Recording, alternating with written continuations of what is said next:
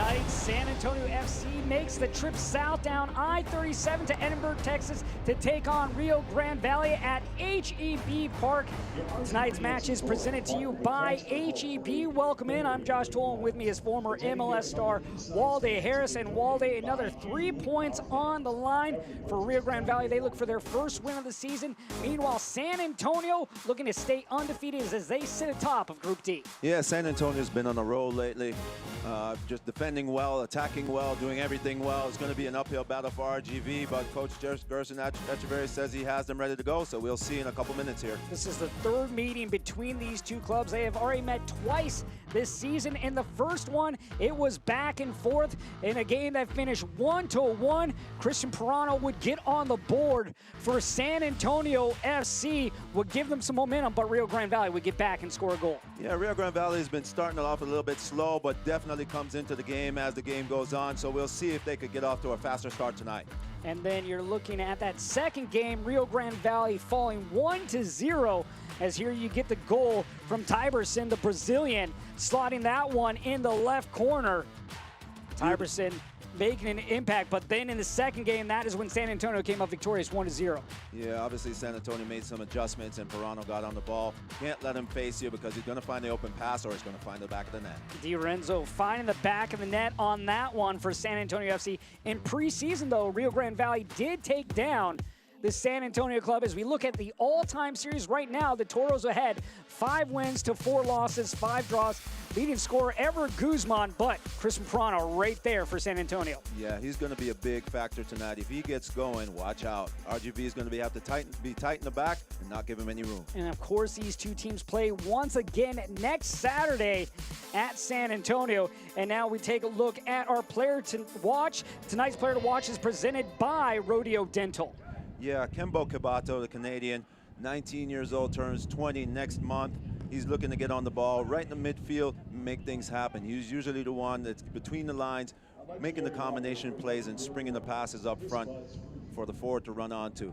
Not to mention any rebounds outside the box, he's got a long-range shot. And then on the other side, we've mentioned him a couple different times now, Christian Pirano. This man, you can't let him turn, can't let him run at you. Really agile, quick in tight spaces, nifty and crafty in between the lines, and he's going to score to boot if you give him a chance. So can't lay off him. He's got to make him play the ball back. If he's going forward, Solniak and Gallegos might be on the run. Well, another great night of soccer coming your way on ESPN Plus as we get set for Rio Grande Valley and San Antonio FC. Group D action about to begin. When we return, we will have starting 11 for you just ahead. Healthcare is being challenged.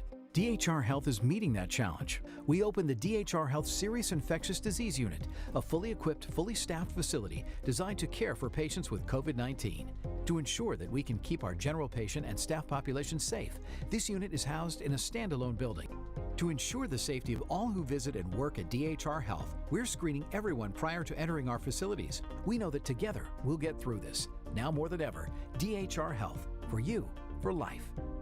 At Bird Ogden and Fiesta dealerships, we continue to make our facilities safer. We are using hospital-grade disinfectants to sanitize customer waiting areas. We are sanitizing every vehicle before and after each use. Safety is our top priority. Together, we will get through this. Why choose Lone Star National Bank for your business? Because no other bank does more to support local businesses. In fact, we are the #1 lender in the Valley to small businesses. We put money to work here in our community. That helps our local businesses grow. Creating more jobs. And more opportunities for all of us.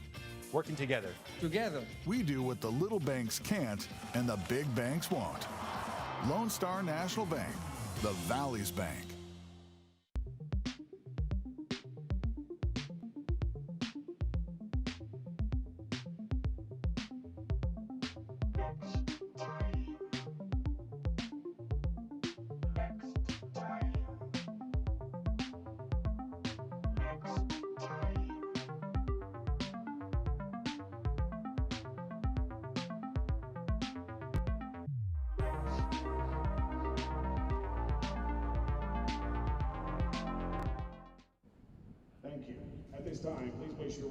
Welcome back as we get set for Rio Grande Valley and San Antonio FC. Tonight's match is presented by Bud Light Seltzer. Another great one as we look back at what happened last week for this Rio Grande Valley team as they took on Austin Bull. Not the result they wanted, but in the second half they began to figure things out. Yeah, they got off to a little bit of a slow start and allowed Austin to get behind them, as you could see there. Forbes scoring that goal and Diouf getting on the board twice. But they tightened it up in the second half. As you're going to see, Coronado here gets up, settles, plays one in, and rising like a salmon is Obregon Jr. to score that first goal. Edwards came into the game and made a big impact. But Manley with this cross, and here comes Jimenez on the back post, knotting it down. If they could start this the way they finished the last game, San Antonio is going to have a game on their hands tonight. Tonight's starting lineups are brought to you by Whataburger. Ian Hoffman making his USL debut tonight. Yeah, the 19-year-old U20 international started his career with the U17s, the German national team, but comes in, he's getting his debut tonight. Blanchett in goal, Coronado, Castellanos, Adams, Manley in the back. They've been the stalwarts of the back line. Martinez is going to hold down the fort with Kibato, Obregon Jr. in the middle, Hoffman and Lecotero, and that man McLaughlin up top looking to hit the back of the net. And then looking at San Antonio FC, well, undefeated right now, 6 wins, and they got a win last week against FC Tulsa by a score of 2-0. Yeah, if it's not broke, don't fix it, okay? Solniak is getting on the board. Pirano's getting into dangerous spots, and look out for this man here, Baloney coming on. Baloney coming on and finishing them off, getting that chance, sticking in the back of the net late.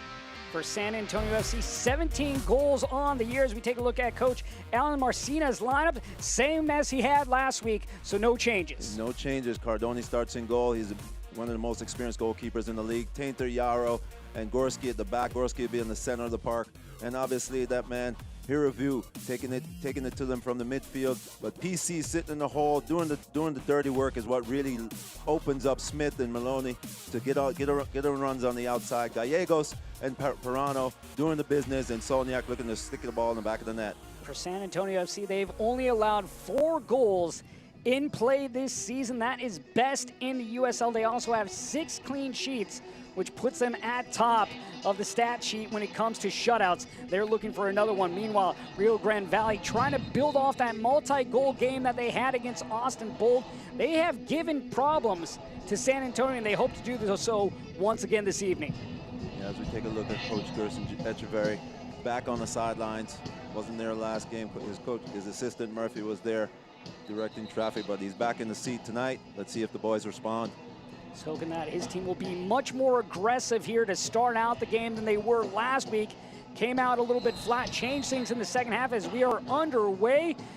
RGV in their black kits, San Antonio in the white kits. Josh Toll and Walde Harris with you this evening as we are in Group D action.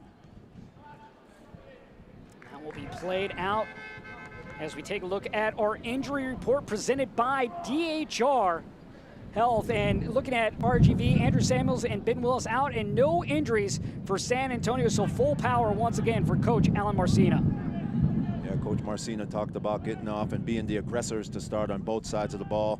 And as you can see here, they're looking to play forward immediately. That one's going to be headed away right to midfield. Obregon plays it out wide. Coronado coming on as a sub last week, but he was a huge substitution, helping get RGV 2 goals in that one as this is played back to Blanchett. And Blanchett will now come near side as that ball arrives to Manley.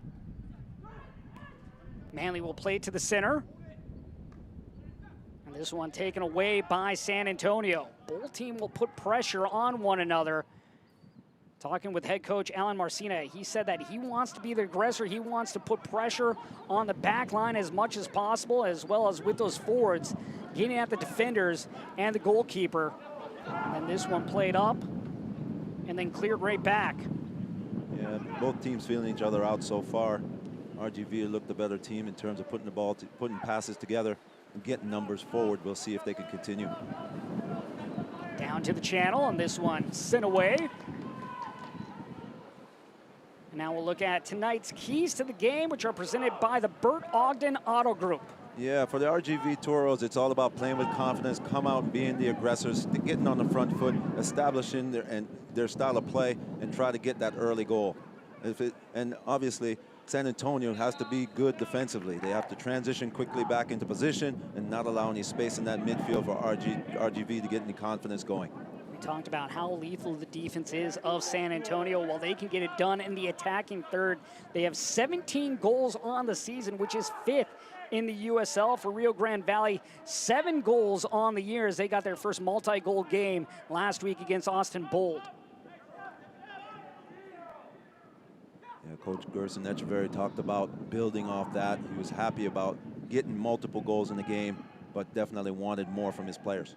Collision there, and San Antonio coming up with it, trying to play it center. Blanchette was able to get back and get in the way of the path of the ball. And a little miscue there with him and his defender. Tainter, Ervo. And that one finds the right corner for the first goal of the night for San Antonio in the 4th minute, coming from Blake Smith. Scored by number 23, Blake Smith. Yeah, Smith being in the right place at the right time. Ball falls to him, just puts his foot through it. Got a little deflection on the way to the goal. As we look at the replay here, Blanchette coming out with a little bit of miscue. Leaves it for Soniak. Soniak picks his head up. Can't find anybody in the box. Just said, hey, let's stick it in the box here and see what I could find. Harreview takes it down, plays it around the corner. Perano lays it back. And here's Tainter. Just that nice swift pass in. Harreview lays it. And here's that man Smith on the end of it. 1-0. For Blake Smith, his 2nd goal of the season. Smith, number 8 overall back in 2013 by Montreal Impact, one of these veteran leaders for head coach Alamis Marcina, getting his 2nd goal of the year. Only 3 minutes in, RGV getting off to a slow start again. As you look at Blanchette, looks like he got a little bit of a knock there, coming out with a collision. Adams sends it forward with the left foot. Good battle here as Obregon comes up with the ball for the Toros. Sent into McLaughlin, headed down. The fall with the right, just over the roof of the netting. Kibato was the man that unleashed that strike. That's the man that we were talking about earlier. You can't give him any rebounds top of the box. He'll find the back of the net there, just inches off. But great knockdown by McLaughlin there as that ball comes across, realizing he has nothing to do with, can't get the ball on the net. He just knocks it down into the path of Kibato, just sails over the bar, inches. Great response there by RGV as they look for that first goal. RGV looking for that first win on the season. Meanwhile, San Antonio FC looking for their 7th win of the year. They right now have 21 points and sit up at the top of Group D.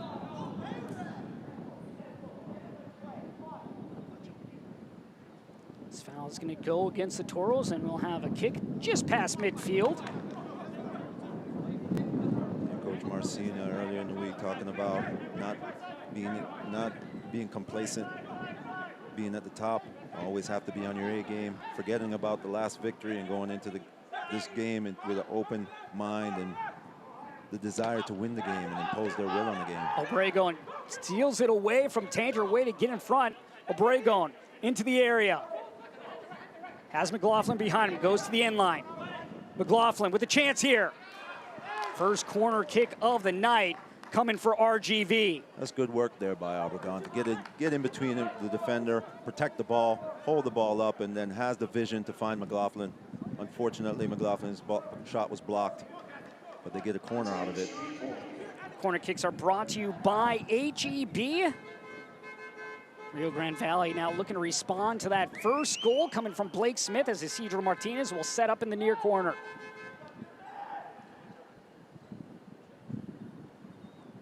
The service. Obrego off the volley, and that one left of the frame.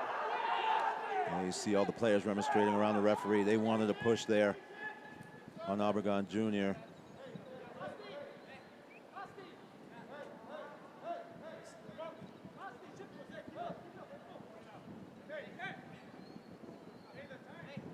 And now a goal kick here. take a look back. Yeah, bodies colliding in there. That ball came over. He wanted a push in the back.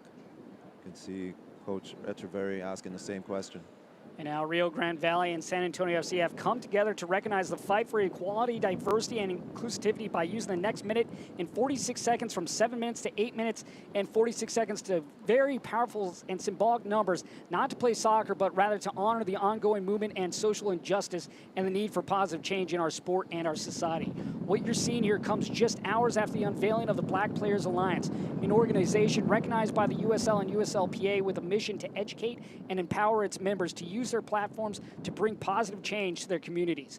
Black Players Alliance wants to create consistent dialogue with clubs, leagues, and communities we serve in order to create more diverse environments. As Black players, we want to use our voices to amplify the issues surrounding racism and social injustice throughout our country and be a conduit for positive, systematic change. In alliance with the USLPA and the support of USL, we continue to shine a light on the important issues affecting not only our players within the league, but also the communities we support and are dedicated to leading the charge of impactful change.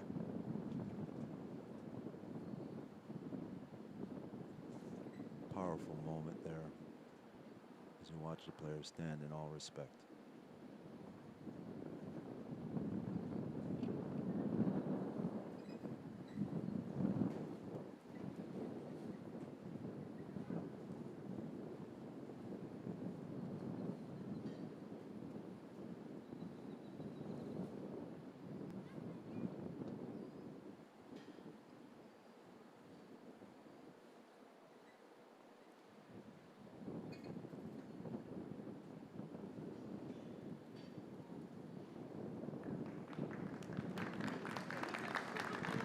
Great moment there, the two teams coming together. If you're just joining us, San Antonio FC with a goal in the 4th minute by Blake Smith to get things going, but RGV had a chance just moments ago, were unable to capitalize as they sent the shot just over the crossbar. But RGV not backing down from the powerful San Antonio FC squad. Yeah, they've been known to work their way back into the game. So for RGV, you know, they're not going to give up. They're not going to just lay down and let San Antonio walk over them. They're going to come back. The one thing you gotta like, what you're seeing from the Toros so far this evening, is they are coming out looking like a much different team than they did in the opening 10 minutes last week against Austin Bolt. Oh, definitely. You could just tell by the intensity of their movement that it's a different approach tonight. This ball sent over the top, and now cleared back to midfield. Obregon into the circle. Played out wide by Hoffman. Sent forward. Lucatero getting the start tonight. He came on as a sub last week against Austin Bold. You know, finding a bit of success down the left-hand side here, RGV. This is the second time they've been down the left-hand side, made quick combinations, runs in behind, and ended in a corner. Now, can they make use of these opportunities? These set-piece opportunities may prove big in the latter stages of the game if they can use them early. Right-footed ball by Martinez. Near post. For San Antonio FC, they are one of 2 clubs in the USL that are undefeated. The only other team being the Tampa Bay Rowdies. Both teams with the exact same record, 6 wins, no losses, and 3 draws.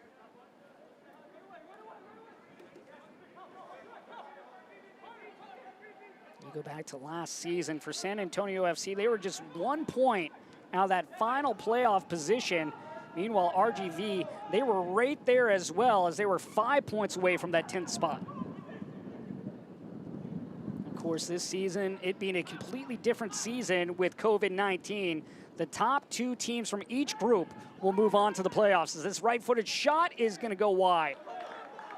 This is very good from RGV, stepping it up, getting on the front foot, taking shots when they're available, not looking for that extra pass. As soon as that shot's available, people are taking the shots, and I'm pretty sure that's what Coach Echeverry wants them to be. Be aggressive, see the shot, take it.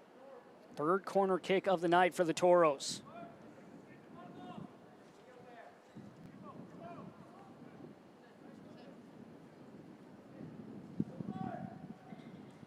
The service from Martinez. Back post. And that one right at the hands of Matt Cardone. Yeah, safe hands there from Cardone. It was right at him. Rather routine save. Obregon Jr. just couldn't get enough power on it to shape it to one side or the other. But a much better serve for Martinez. Obregon Jr. with that goal in the game against Austin Bold, giving him his first goal of the season. Looking for his second, nearly had it as this ball is taken away. Hervo plays it to Pirano. And this ball stolen right back by RGV. Already seen the battle here tonight between these two teams.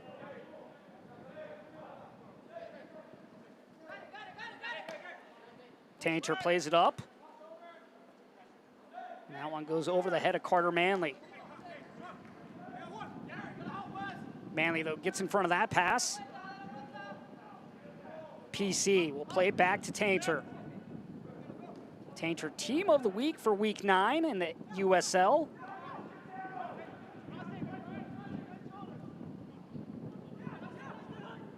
Yarrow. And now just patient build up here from San Antonio.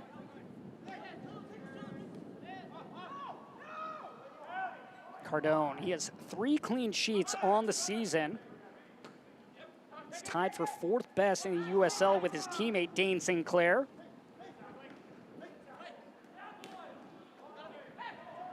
RBG is doing a good job of keeping that midfield really, really tight, not giving them any room to, San Antonio, any room to play into the midfield.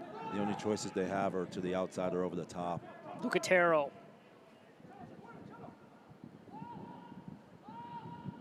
Working his way back down the line. Stumbles the ground, gets back up, still in possession.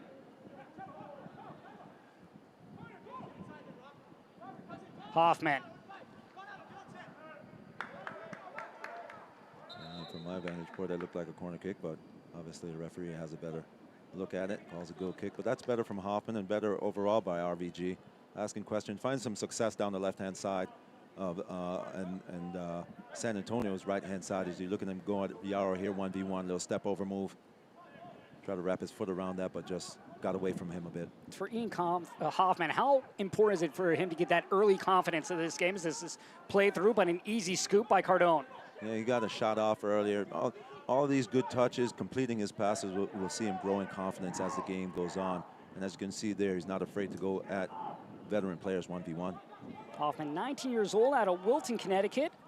Played his last 3 years in Germany. He's repped the U.S. at U16, 18, and 20 levels. You mentioned it earlier how he can also represent Germany, and he's done so at the U17 level for Germany. Yeah, so not only has youth on his side, but he has international experience on his side as well. Of course, he scored a goal in the U.S. U20 game in January in a friendly. Coronado getting the start once again here, as he will play in that outside back position, so that will move Kyle Adams inside to center back. Manley down the line.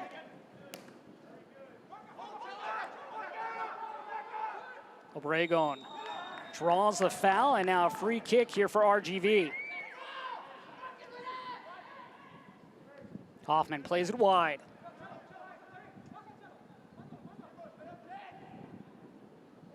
Coronado turns. Looking for Lucatero, but not on the same page.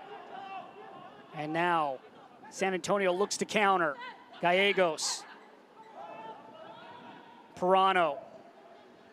Back to Gallegos. To his right, and that one hits off Blanchette and finds its way wide. Solniak was going right to that far post. Great run there by Gallegos. Fed in by Pirano around the corner, but Blanchette being on his toes. Took a little bit of knock earlier, but as you can see, has cat-like reflexes, gets down and parries this one around the post. As you can see, Pirano on the ball here. Gallegos is going to make the run in behind Adam. It gets delivered with a shot, but there is that man Blanchette with that right hand, very strong, steering it around the post for a corner kick.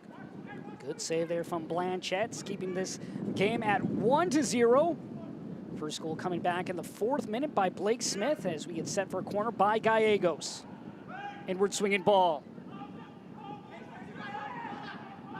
Maloney sends it right back in, Adams nearly put that in his own goal. Great reaction there by Blanchette. Blanchette again called upon, and he's right there. First was the right hand, now it's the left. As we take a look at the replay, Maloney looks up, just stares this one in, say, I'm going to put it back in the mixer. It comes off Adam. Quick reflex save here around the corner. Great save there by Blanchette, keeping his team in the game. Dangerous pass back there by Adams. I don't know if he was trying to pass it back to Blanchette or play it out past that far post, but just looked like it caught him in an awkward position, and he just couldn't get his leg up to clear the ball. Pirano sends it in.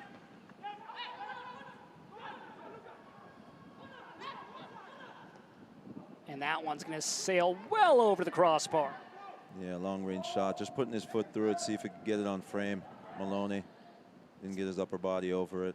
Since 1947, Select has been the leader in soccer ball quality and innovation. Select is the official ball supplier of the USL Championship and many of the elite leagues throughout Europe. For the latest Select products and special offers, please visit www.selectsportamerica.com. Yeah, Gorski just coming through the back of Obregon Jr. there, giving up a free kick, and not giving any space to Obregon Jr. at all. Of course, playing on the back three, you can't allow that forward to control the ball. Once again, San Antonio striding forward. Gallegos brings it to his right foot, now brings it back. PC. Yarrow. Gorski. Tainter playing it wide. Smith, the goal scorer. Ervo. Smith will turn and play it back. Just a forced ball in there by Tainter. Need to exercise a little bit more patience there, wait for the space to open up. RVG is doing a good job. Everybody's behind the ball. They're organized, and they're getting pressure to the ball quickly. Smith on the wing, cuts inside. This one relayed back by McLaughlin, and Blanchette will play it out to the touchline.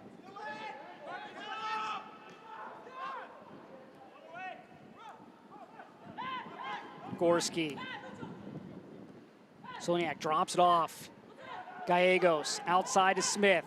Sends it in with left to the spot, and that one headed into the corner. What a diving header there as Solniak adds another score for San Antonio. That's an absolutely beautiful goal. Well-worked team goal. Solniak just gets on the end of it, puts his head through it. Nothing that Blanchette could do about that one. It's in the back of the net, and within 20 minutes, San Antonio up 2-0. You see this ball gets played in. Gallegos finds Smith on the outside. Nice ball over the top, and there's Solniak just diving through it, finding the back of the net. 2-0, San Antonio. Solniak with his 5th goal on the season. He came in tied for 13th in the USL. That was a well-worked team goal.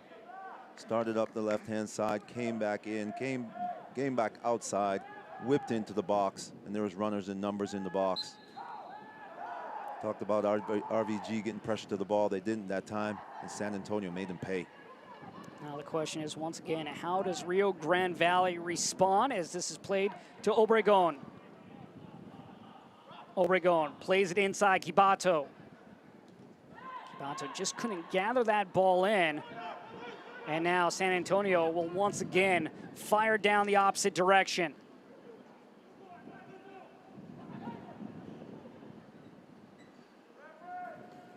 Far post, Solniak looking for a second, and that one just off target. Yeah, San Antonio just picking and prodding, finding opportunities all over the place. And again, it's that man Pirano down the right-hand side, playing a 1-2, getting behind the defense, getting his head up, and just see Solniak drifting to the far post, lays in a nice ball, but Solniak just couldn't get his head to direct it on goal.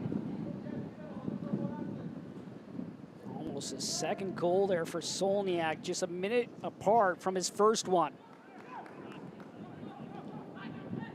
If you're RGV, you cannot collect your breath in this one with the 3 players that they have up top for San Antonio FC, and Solniak, Pirano, and Gallegos. You could just, as you're going to see right here, just quick step over. Pirano sees Solniak on the back post, just misheads the ball, looking to go to that near post. But just to finish that thought, Josh, you can't give them any time to counterattack. You have to stop the counterattack really early, or else those guys are going to make you pay. And you're looking at one of the two teams that's undefeated in the USL. You just can't give them room to breathe like this, and you know San Antonio's not going to let off on the pedal. They're going to keep it down as much as they can. Yeah, especially Pirano and Gallegos. Those guys on the ball, they love to go 1v1. They can break defenses down. You can't give them an opportunity to turn and play 1-2s or turn and face. So you have to make them play the ball back, or else you're going to be in trouble. Before this game, San Antonio FC played 5 games in the span of 14 days. They were able to get a week's rest under them, and right now it's paying off. Yeah, and watching that last game, Coach Marcino was able to get Pirano out of the game early, Herivu out of the game with 10 minutes to go. So he gave these guys a little bit of added rest, and it's paying off early in this game.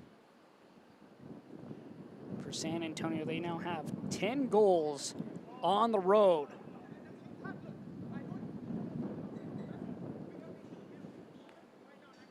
RGV looking for their 8th goal of the season. They have yet to have a player that has scored multiple goals on the year. I'm really talking with head coach Kirsten Echeverry. He says once that first goal comes, he thinks more are going to come. He was really pleased with the way his team was able to score multiple goals for the first time last week against Alston Bold. And he's hoping that will roll over to today. And we've seen some good chances so far for RGV, just unable to put anything in the back. Yeah, not putting them on target, but just like that that attack just petered out, is something that's unique to RGV, is that they take very long to get numbers up into the attack. Their attacking transition needs to be a little bit faster to take advantage of those numbers, and it's just slowing coming right now. Adams.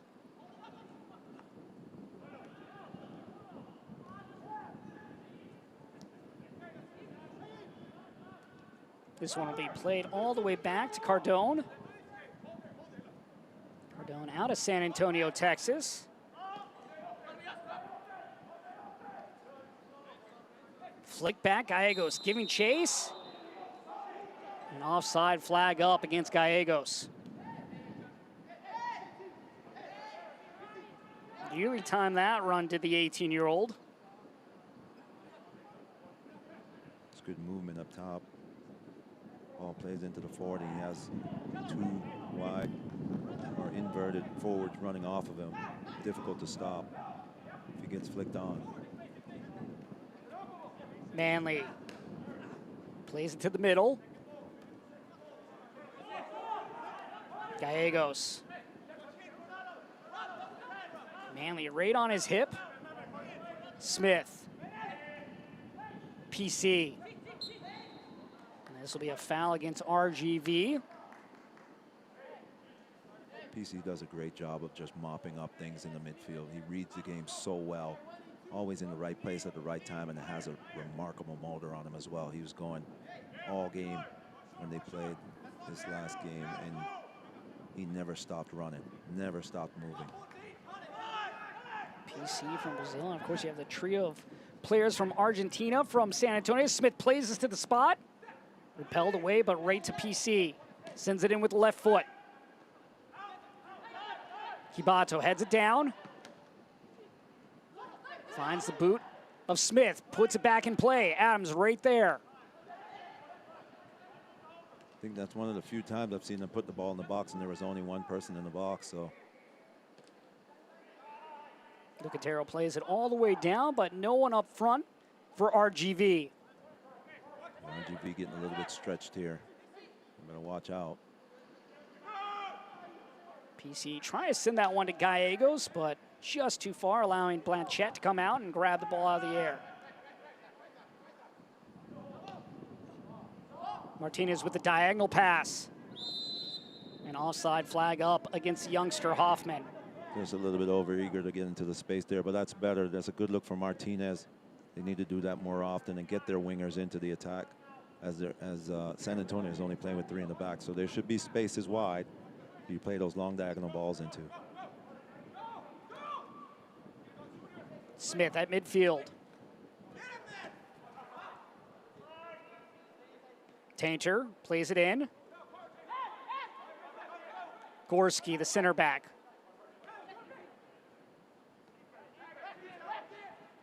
Some high pressure here by RGV. And the Toros drop off.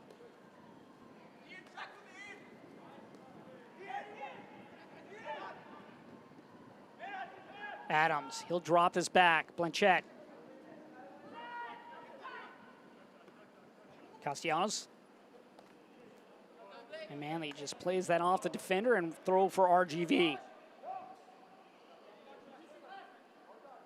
We talk about the struggles for Rio Grande Valley this year in finding goals. They're 10th in the USL in shots, but just need to get them on target. And more importantly, what head coach Gershon Esterberry keeps talking about is they need to finish their chances. Yeah, just looking for that composure right in front of goal, picking the spot and just putting it in that spot away from the goalkeeper. You could hear it in his voice somewhat of the frustration that he has because they are creating chances.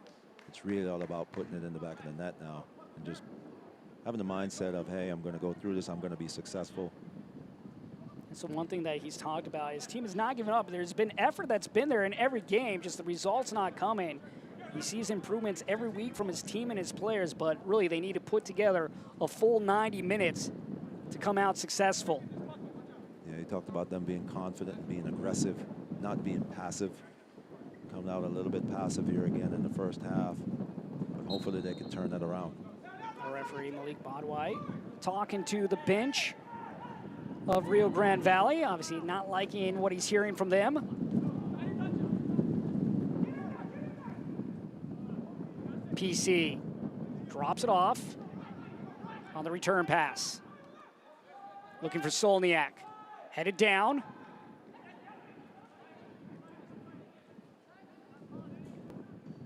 Ervo. And then you have the hard collision, and this is going to be a foul against Mitchell Tainter, and we're going to see our first yellow card. Yeah, Tainter just knew he was a little bit late there, but there was no stopping the Taint train there. As we take a look at the replay, he's a little bit late, but absolutely can't allow this player to get behind him. And not enough room for him to stop there, just inadvertent collision, but rightfully so, a yellow card for dangerous play. Fourth yellow card on the season for Mitchell Tainter, so he's got to be very careful. Obviously, you never want to see 2 in one game, but you don't want to see that 5th yellow card either. Kibato. Martinez. Castellanos. Manley sends it up. Hoffman with a back heel, finding McLaughlin.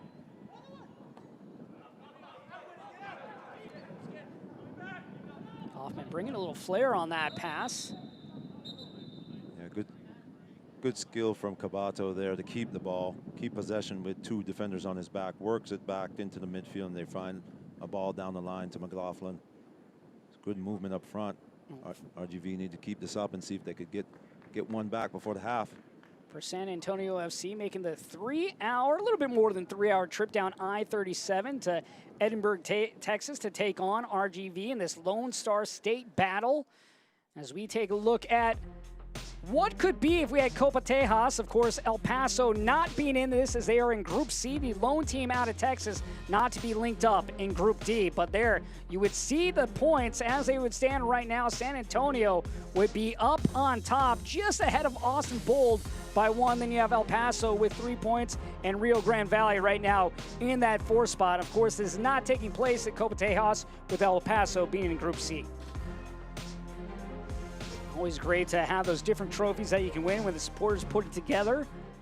Fun thing to be a part of, and while they can't be inside the stadiums, it's great to see fans outside.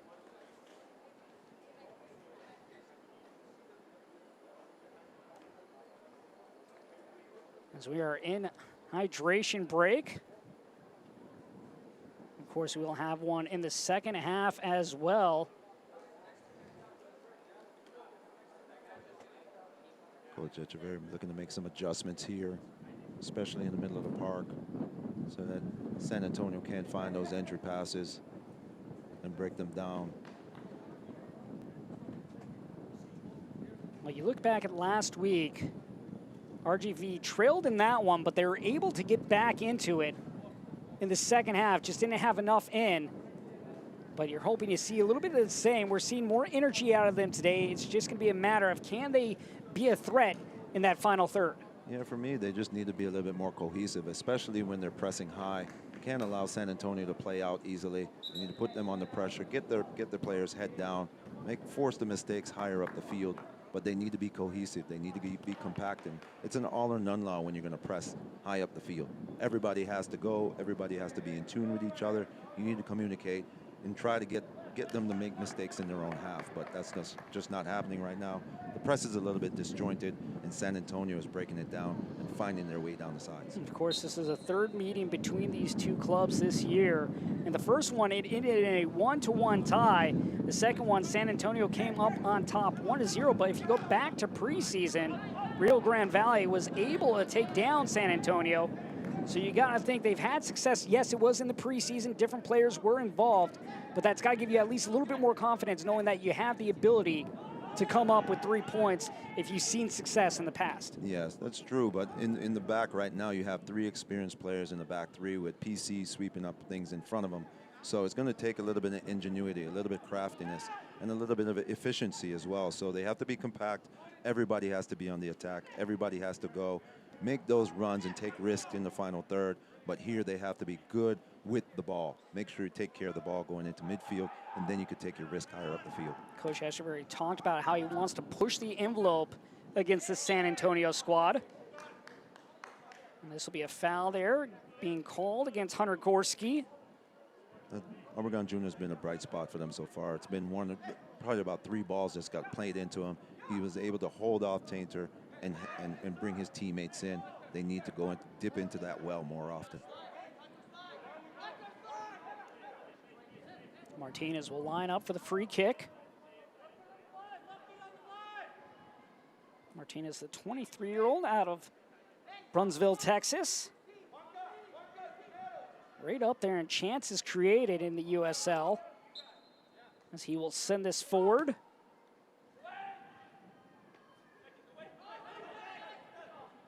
Kibato heads it out.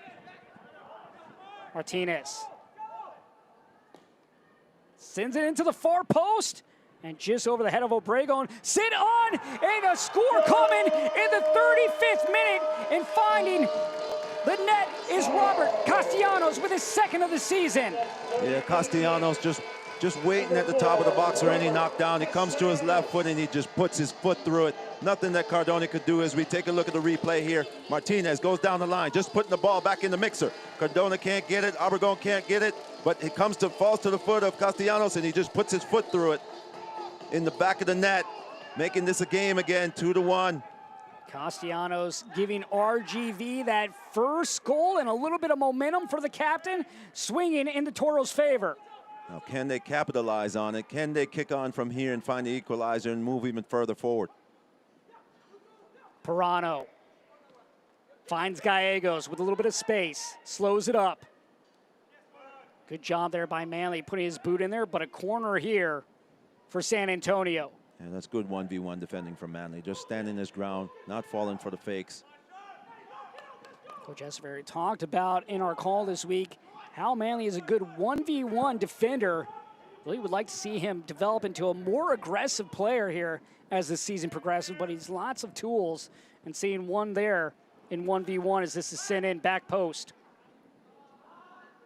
Yeah, too hot for Maloney on the other side. Just overcooked that cross. Then an RBG off the hook.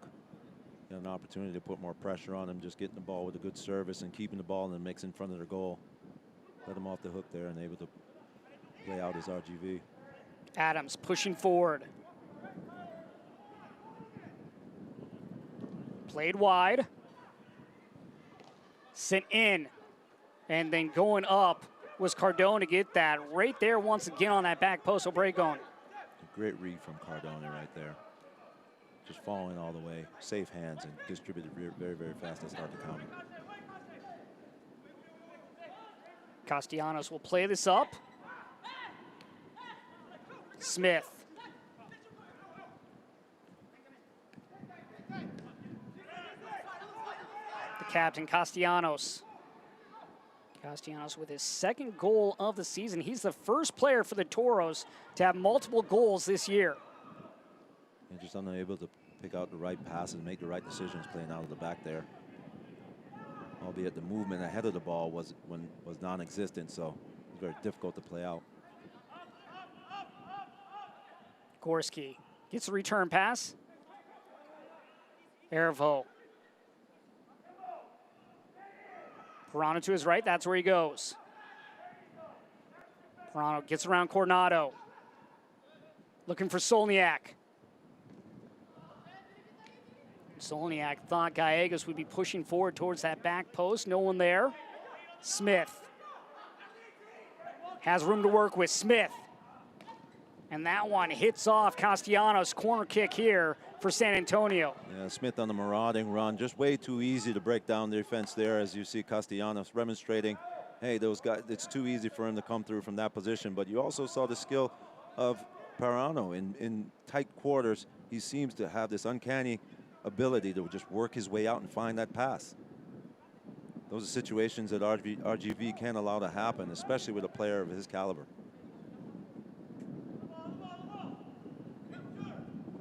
Gallegos delivers.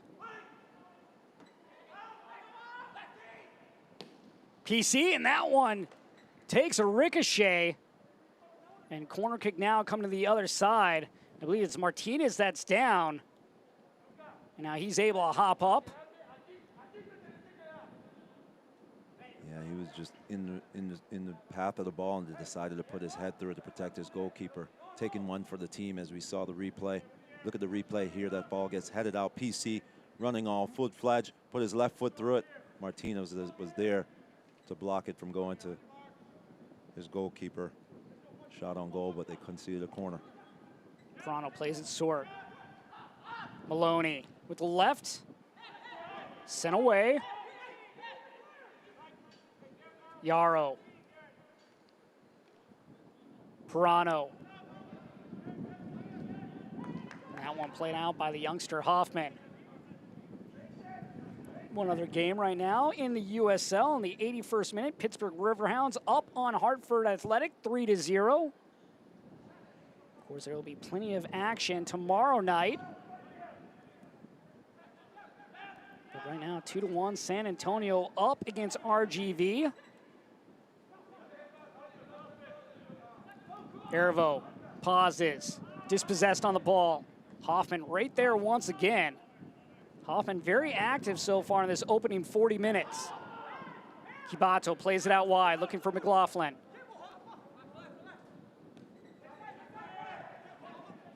Manley will play it all the way back to Blanchette. Adams.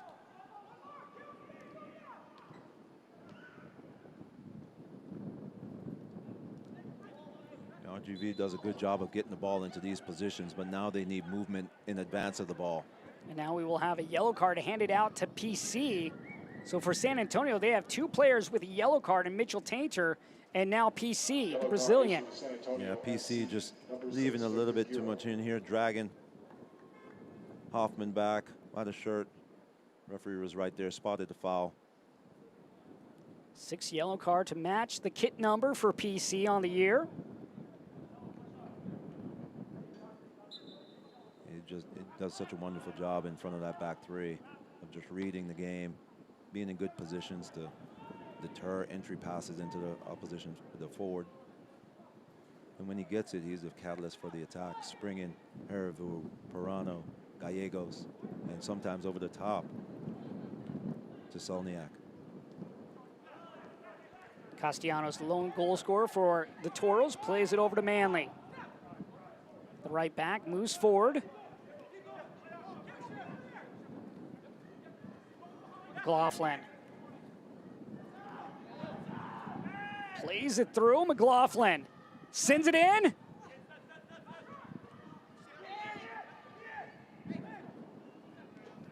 It all started with Manley coming up, and he needs to do more of that as the game progresses. Martinez plays it out wide. Lucatero.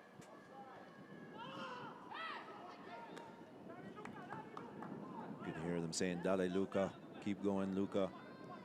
Luca needs to wrap his foot around the ball and get that into a dangerous area. RGV has done a really good job of getting down the side of the box and whipping balls in. Now they need numbers in the box to see if they can get on the end of things. Lucatero in 2013 and 2015 was the Dynamo Academy Player of the Year.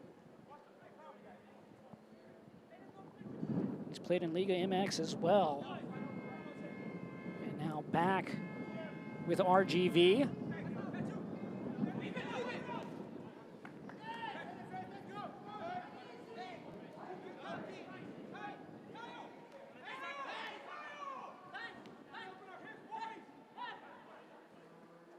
Gorski, Tainter.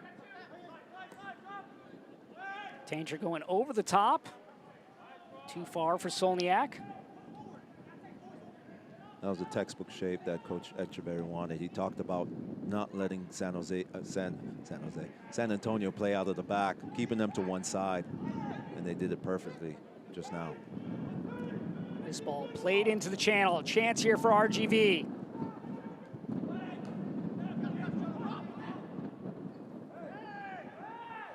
Right thought process there for the Toros, but just unable to execute. Now Manley plays it in.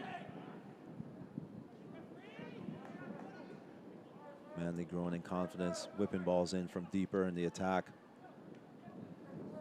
And things that Coach Echeverry talked about was the ability of Obregon to go up and get those headers. That's how he scored last week.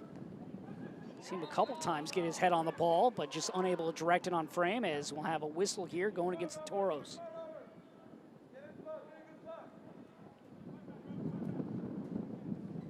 Yeah, Herriveau doing a good job of drawing the foul there.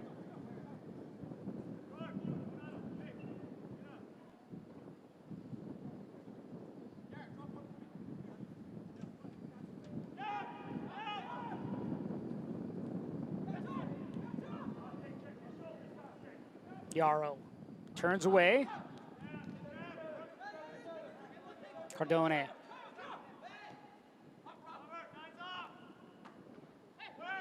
Adams. Kibato heads it up, and PC steps in front. Tainter on the return pass. PC playing it out wide. Right idea there from PC to change the point of attack, but with one minute plus stoppage time, you wonder if he shouldn't just put his foot on the ball, knock it around, and then pick a better opportunity to play a penetrating pass. But good right idea all the same to play that ball, change the point. Just overcooked it just a bit.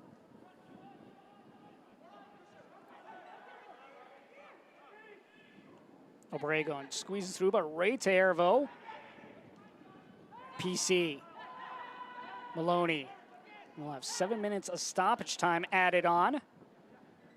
For stoppage time, it's presented by Kappa. Tainter in the circle. San Antonio looking to add to their goal total. PC.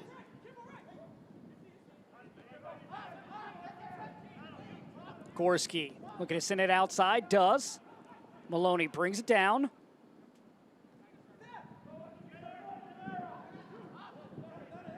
San Antonio just building with patience.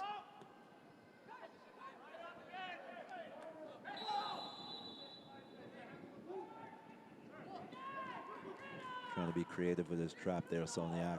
The referee was right on spot to spot that handball.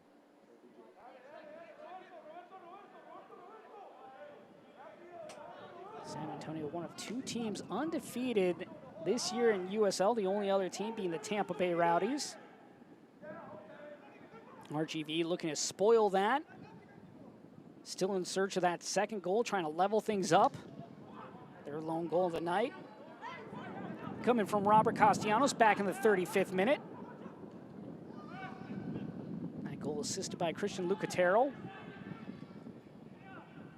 Coronado. Plays it to the center. Manley.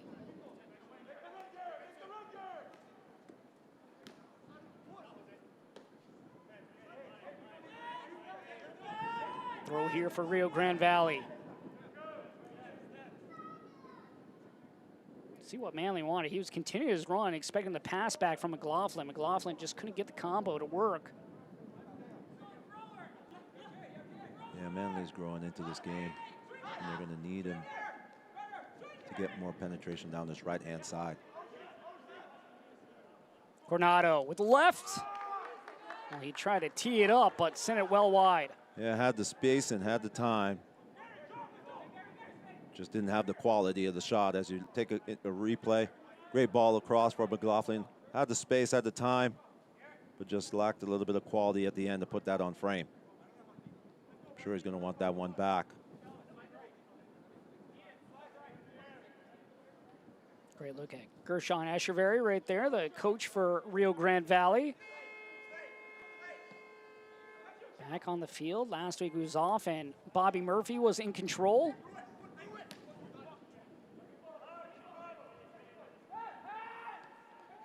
Flicked on by PC, but stepping through is Coronado. Goes to Lucatero. Yeah, Lucatero expecting Coronado to continue his run there, but he held it up thinking he was going to put it in the box. And it sails harmlessly into the hands of Cardone. Looks to put it back into play.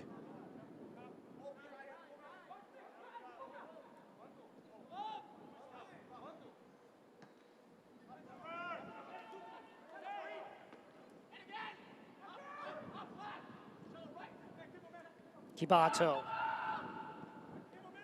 Trying to elude Ervo, does. Hoffman plays it out. Coronado to Lucatero. Hoffman. Ervo right there. Ervo in good position tonight. Ervo born in Osaka, Japan. Has two pretty famous cousins. And Naomi and Mary Osaka. Naomi, of course, tennis's former #1 overall player in the world. So great family genes for Ervo and his cousins. He can also represent Haiti, US, and Japan if he chooses. It's multinational, man. Got a few of those in this game. Talked about Hoffman, can represent USA and Germany. Tainter plays it in. PC comes near side. Gallegos looking to chase it down. Corner kick here for San Antonio. Yeah, Castellanos just not taking any chances, especially with a player as dangerous as Gallegos. They're going to have to be on their toes here in the last few ticks before halftime. San Antonio looking for that third goal. Seeing both these two teams have a number of corner shots. And that's punched away by Blanchette. Maloney. Lofts this one. Smith. Gallegos. Hoffman doing a good job at dispossessing the ball from Gallegos. Good skill there. Kibato drops back.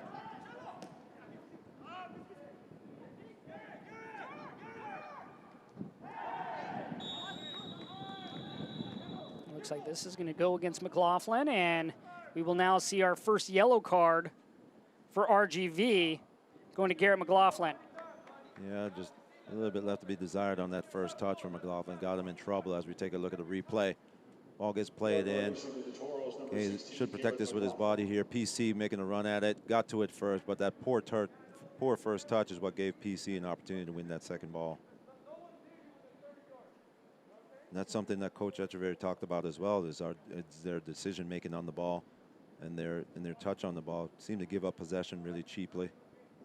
They've been doing a better job at it as the half has progressed, but they need to be better going on the line if they're going to beat San Antonio.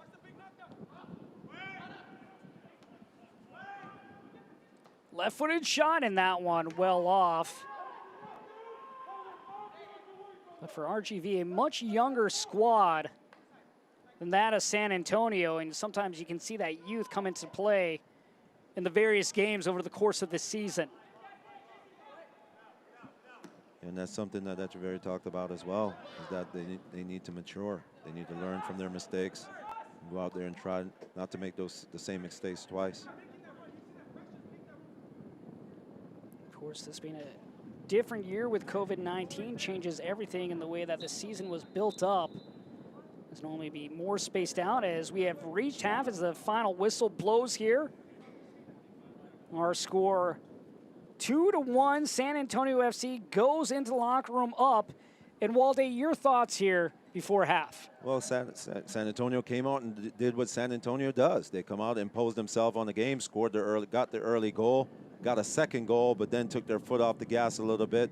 And obviously RGV grew into the game on a set piece, was able to get the ball into the box and pulled one back before the half, and that's going to give them confidence going into the second half. Castellanos getting that goal in the 35th minute, so they do have confidence. The question is now, how do they regroup? How do they figure out a way to break down this back line of San Antonio? Well, they'll be able to figure that out at half. We'll have plenty for you in return. Here we have news and notes. We'll have highlights and stats from this one. San Antonio 2, Rio Grande Valley 1, right here at half in Edinburgh.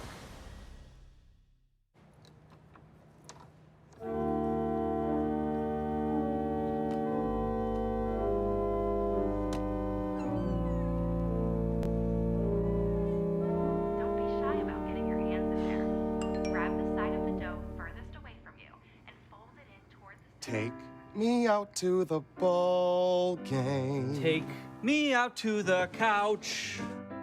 Baseball or football or racquetball. We don't mind, we'll watch any at all. 'Cause it's root for the home team. No way, we don't really care. We care.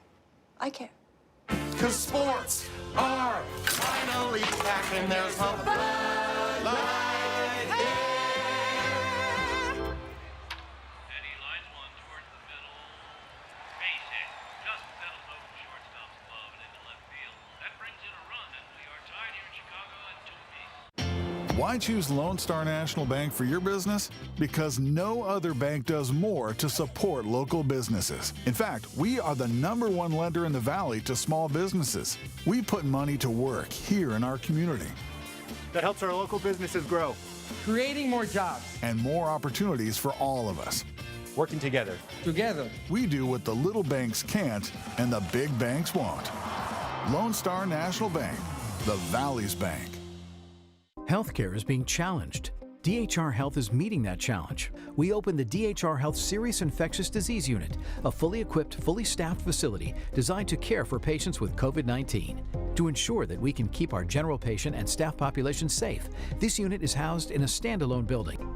To ensure the safety of all who visit and work at DHR Health, we're screening everyone prior to entering our facilities. We know that together we'll get through this. Now more than ever, DHR Health, for you, for life. Welcome back. We are at half between Rio Grande Valley and San Antonio FC. Tonight's match presented by HEB. Unidos Podemos, united we can. This has been our team's mantra since the start of this pandemic. United to lift up, to help, to feed, to care for our neighbors, our friends, and our family. We organized 2 of the largest distributions on record for the food bank of the Rio Grande Valley, providing food to 16,000 people. We've organized live virtual concerts to raise funds for the food bank of the Rio Grande Valley, raising enough money to fund 2,500 individual meals. We organized blood drives, the first large-scale blood drives in our community post-COVID. Together with the federal, state, and local governments, we hosted a free COVID testing site providing tests to 30,000 people over a period of 10 days. After Hurricane Hannah, our facility served as a base of operations for AEP's electricians who came from all over the U.S. as they worked to bring power back to the residents of the Rio Grande Valley. Together with Tito's Vodka, 27,000 hand sanitizers were given out to Valley residents for free after the area was identified as a COVID-19 hotspot. Now we have joined together with Friends for Hope, a local nonprofit organization that raises money for children fighting cancer at the Vanny E. Cook Clinic. At tonight's game, you won't see fans in our stands. Instead, you will see these teddy bears. Each one of these stuffed bears is sponsored by a different individual or company and will be donated to the children at the Vanny E. Cook Clinic.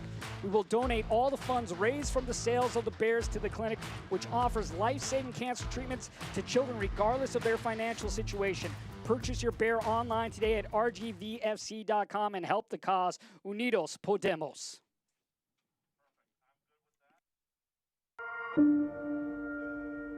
The United Soccer League and its 47th championship in League One clubs stand united in support of diversity, inclusivity, equality, and compassion. Together, we can make a difference. Together, we can create change. Together, we are united against racism.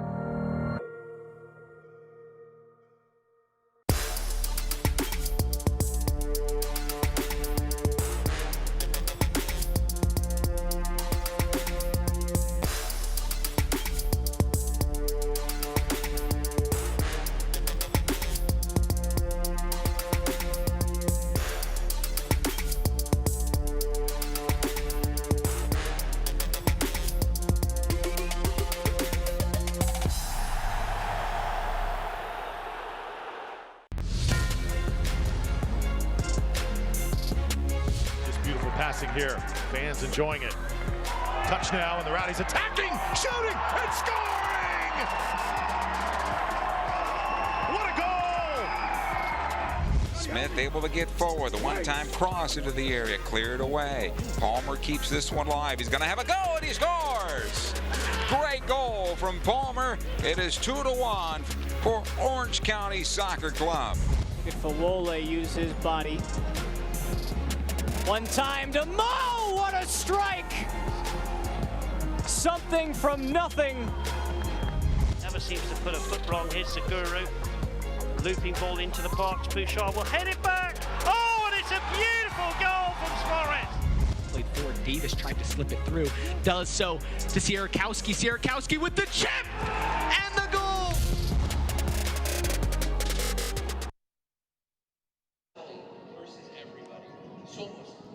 Tonight's halftime presented by Bud Light Seltzer between Rio Grande Valley and San Antonio FC as we take a look at the news and notes from around the USL. Solomon Asante earning Player of the Week honors with 2 goals and 3 assists in Week 9, and then St. Louis FC will be ceasing operations at the end of 2020, making room for MLS squad that will be moving on into St. Louis. Yeah, a little bit different in St. Louis. They're aware of what was coming down the pipeline, but obviously had to wait till it came out. The players are knowing that they're playing for jobs next year, and they're looking forward to going as far as they can. Of course, only 2 unbeaten teams right now, Tampa Bay Rowdies and the San Antonio FC squad. As we take a look at the team of the week from Week 9, one of those players, Mitchell Tainter, right here from San Antonio. Yeah, got on the field, did really well last week, and deservedly earned the team of the week. Solomon Asante, a beacon of consistency, continuing where he left off last year, scoring the goals. And both teams looking to add some names to that total as we look at the Group D standings. Right now, San Antonio commanding the lead with 21 points. Rio Grande Valley, a win tonight, puts them right up there with OKC Energy. Yeah, San Antonio doing things well, coming together. Team chemistry, the front three is very hot right now, and it's a uphill battle for Rio Grande Valley, but coaches got them ready and ready to go. And now we'll take a look at the upcoming schedule. Plenty of action here on ESPN Plus. Saturday, Colorado Springs Switchbacks will take on New Mexico United, FC Tulsa, and Sporting KC. And then you have El Paso Locomotive taking on Real Monarchs SLC. Orange County taking on San Diego. Reno 1868 taking on the always tough Phoenix Rising. And then OKC and Austin Bold. And we'll take a look back at the scoreboard from last week. Sporting KC getting a big win over OKC Energy. Meanwhile, New Mexico taking down Real Monarchs by a score of 2-1. San Diego Loyal falls to Reno 3-1. Las Vegas takes the victory 3-1 over Orange County. And then Portland Timbers fall into LA Galaxy 2, and Colorado Springs and Austin Bold ending in a 4-4 draw. We'll be back with highlights and stats from you from the first 45 minutes of action from this one.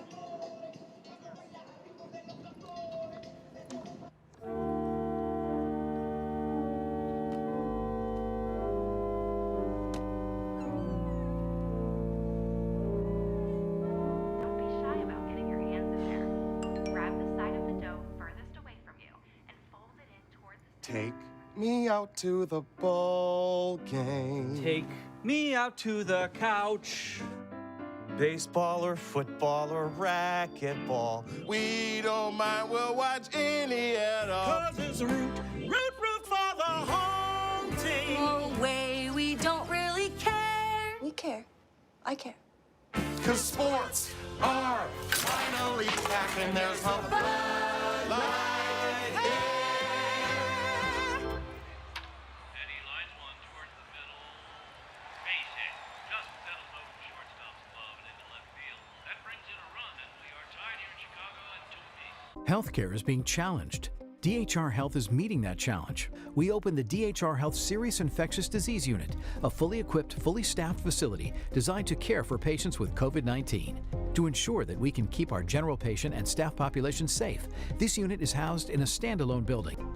To ensure the safety of all who visit and work at DHR Health, we're screening everyone prior to entering our facilities. We know that together we'll get through this. Now more than ever, DHR Health, for you, for life.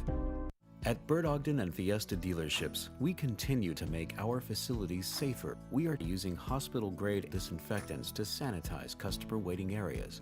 We are sanitizing every vehicle before and after each use. Safety is our top priority. Together, we will get through this.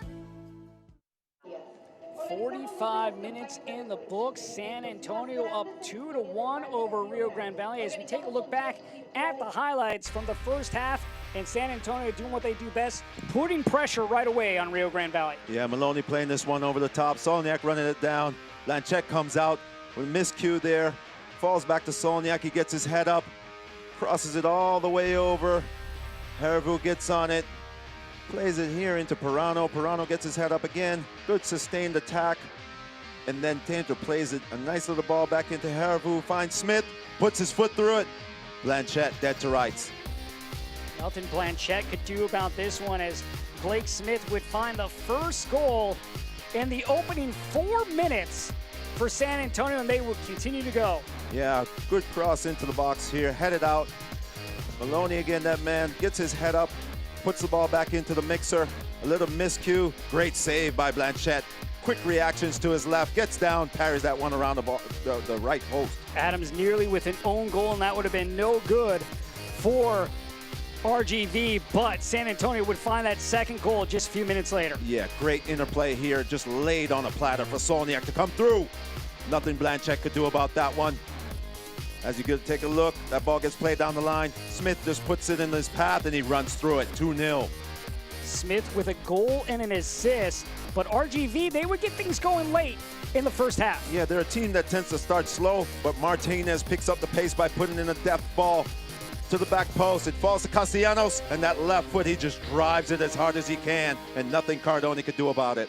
Castellanos getting the first goal of the night for Rio Grande Valley. That one coming in the 35th minute. As we take a look at the stats for Rio Grande Valley, just 48% of the possession, 52 for San Antonio, but they're right there with shots on target.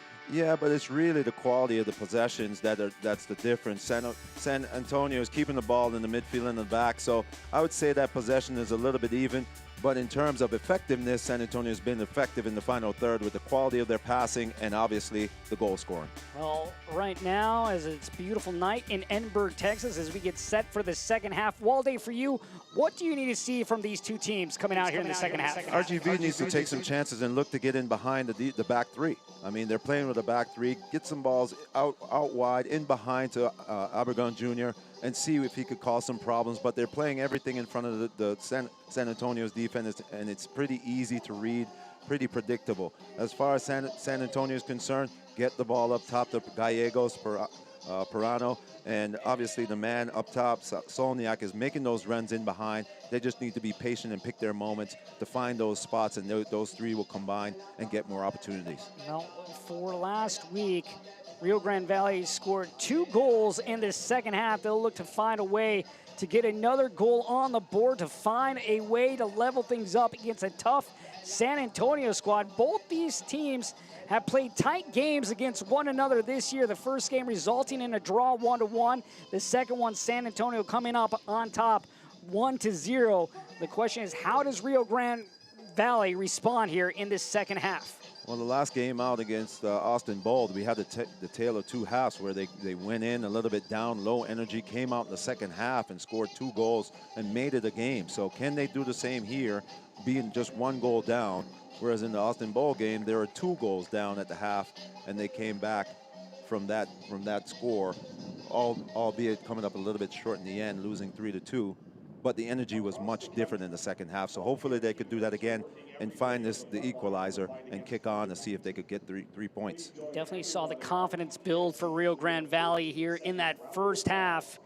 Looked like maybe a little bit of shock to begin with, going against a team in San Antonio that will put pressure on. But once they're able to settle things down, they're able to find that first goal going into half, and at least some momentum's now begun to switch their way. Yeah, some of that youth still and inexperience still playing its role within the team, and they're going to have to work their way through that in order to get out to faster starts going forward.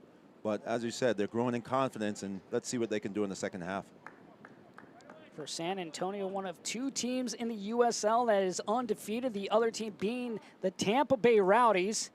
San Antonio looking for possibly their 7th win of the season. If Rio Grande Valley is able to get that equalizer and somehow come up with the 3rd goal, they're looking for their first win on the season as we are underway here in the second half. Josh Toll and former MLS star Walde Harris with you once again this evening.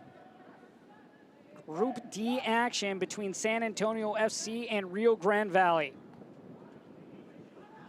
Kibato, he was the man we talked about at the top of the game to look out for, and see a little bit more involvement here from him in the second half. But one player that was very active in that first half was newcomer Ian Hoffman, playing his first game here for Rio Grande Valley. Yeah, showed no nerves, very confident on the ball, was there on both sides of the ball, playing hard defense, getting back, doing the dirty work, but also getting up front to get aid to Obregon Jr. and getting some shots off as well. So we'll look for more from him as the game progresses. Castellanos plays it out wide. Manley got a little bit more aggressive as that first half progressed, pushing up the field. McLaughlin drops it off. Lucatero overlapping is Coronado. That one blocked away by Maloney. Martinez finds Manley. Scoop pass. And Gorski right there, but a corner kick here early in the opening minutes of the second half coming for RGV, and our corner kick's brought to you by HEB. Yeah, they've been getting good penetration, especially when Manley gets on the ball and picks those passes in behind the defense or crosses into the box. It's dangerous. You're going to need him and Coronado to come up, cause some problems with overloads on the outside. Lucatero getting at his man 1v1 to get more opportunities for RGV.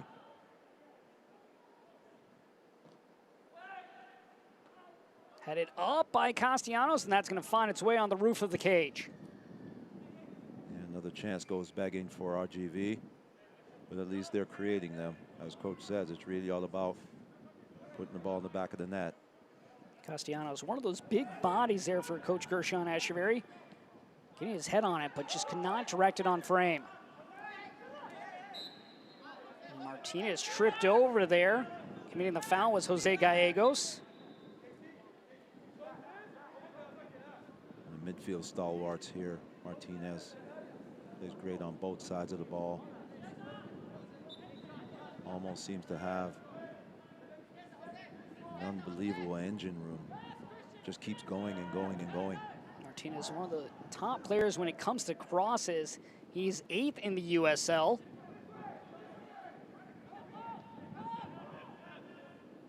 Castellanos will play this back to Blanchette. Adams. Sent up into the sky, and right there is Adams once again. Ervo. A little bit stretched RGV here. Support slow and coming. Especially playing out of the back. You got to have those guys moving in front of you to break down the opposition's defense. Foul going against Kimbo Kibato. Kibato last 2 years in the Danish 2nd division before making his way over to Rio Grande Valley.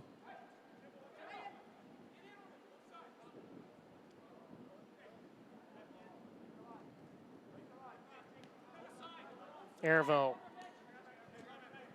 Maloney. Yaro will play it back.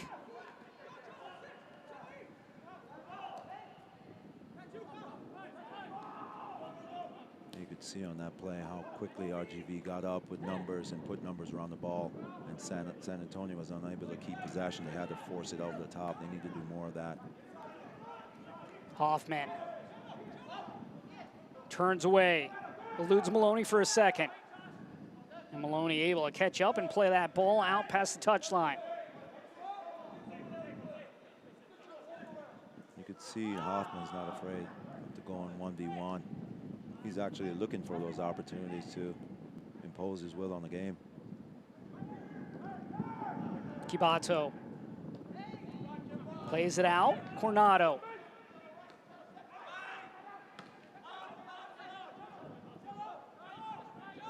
Martinez from distance, and that one well off. Yeah, Martinez trying his luck. Saw he had space and time. Not sure what he saw from goalkeeper Cardone, but he chose to put his foot through it. Just failed to get that one on frame. Fans, don't miss a minute of action in 2020. Sign up today and get alerts all year long by following your club on ESPN.com. Search for Rio Grande Valley and then click the follow button to keep up with the latest news and scores. Plus, get reminders on Rio Grande Valley's next match. Go to ESPN.com now and click follow for your club. Of course, for Rio Grande Valley, up next, they will play on Wednesday at FC Tulsa.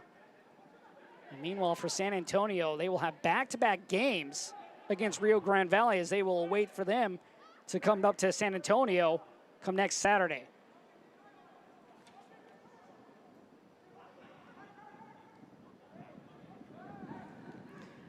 That's the second time that San Antonio has been played Rio Grande Valley back-to-back. And RGV had a game in between.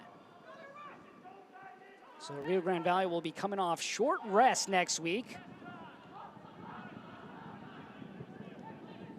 Solniak into the channel. Sends it in. Maloney, near side.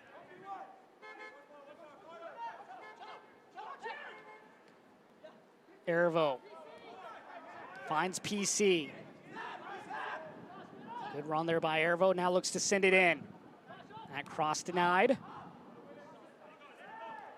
Goes over Obregon and comes right to Gorski. Yeah, Tainter. Tough task for Obregon up front by himself there, pressuring three players. He needs help. RGV needs to get out a little bit quicker and be compact. Pirano to the left, and that one blocked away by Castellanos. They're sitting back here, San Antonio just applying the pressure.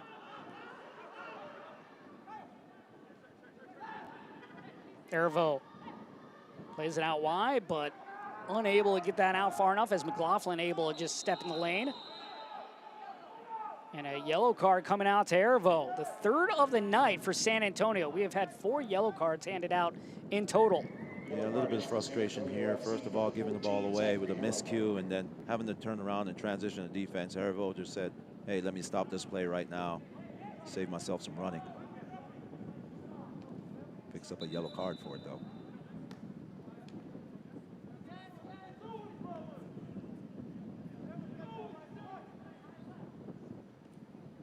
San Antonio looking for their 7th win of the season. They have 21 points on the year. Rio Grande Valley looking for that first game where they come up with those 3 points. And now they're trying to find that equalizer.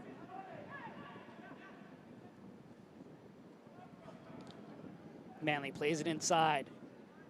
Obregon loses possession.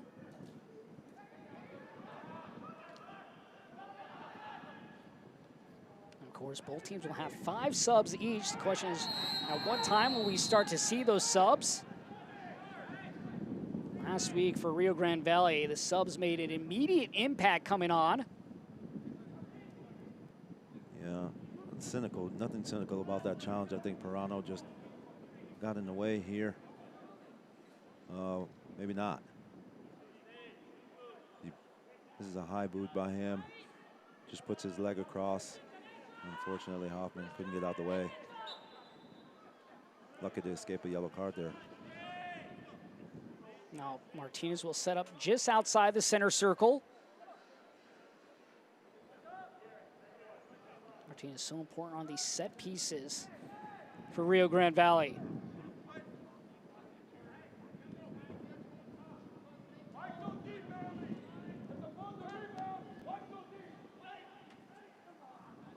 Just out of the reach.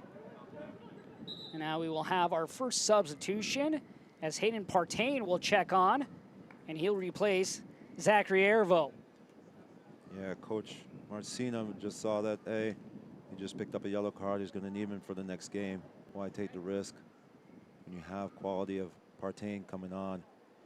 Fresh legs as well, and add to the midfield. Just being a little bit cautious here, Coach. For Partain, he was with Sacramento Republic for the past 3 seasons, as he will now make his 4th appearance for San Antonio FC. Substitutions are brought to you by Delia's Tamales. First of the night, so now San Antonio has 4 remaining subs.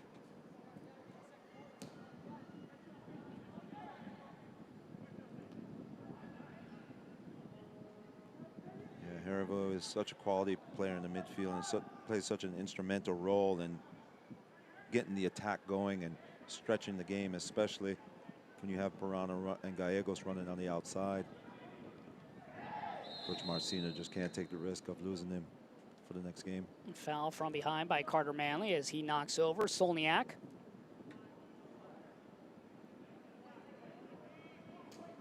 Solniak, one of 3 Argentinian players for San Antonio. The other one, of course, Christian Pirano, and maybe one we'll see later in Ignacio Bailone.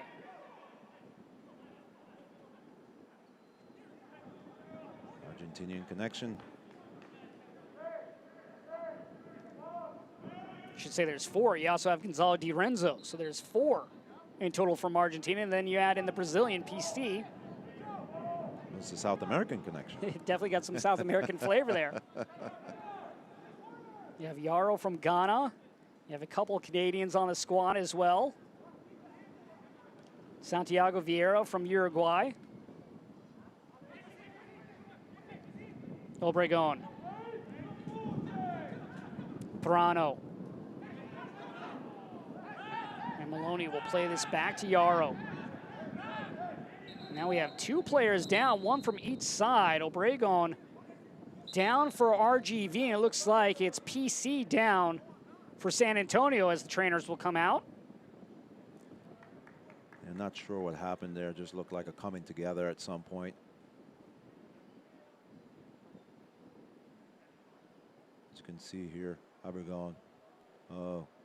Looked like a head on hip there. Yeah, head into the unmentionables. PC saying no, he doesn't want to come off, so he wants to keep playing there. Great look there on Hoffman making his RGV debut. A 19-year-old out of Wilton, Connecticut. He has a 20th birthday coming up on September 8th.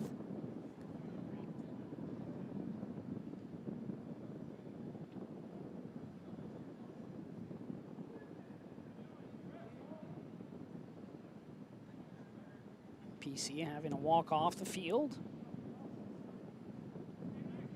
Yeah, both players showing good sportsmanship there. Little handshake, inadvertent contact, all in the game. Both back on the pitch as Yarrow plays it back to Gorski. Diagonal ball. Manley takes it away. Finds the foot of Kibato.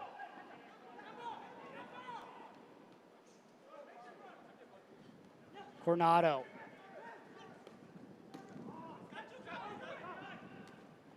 Headed down by Adams. Coronado plays it back. Martinez. Manley goes inside.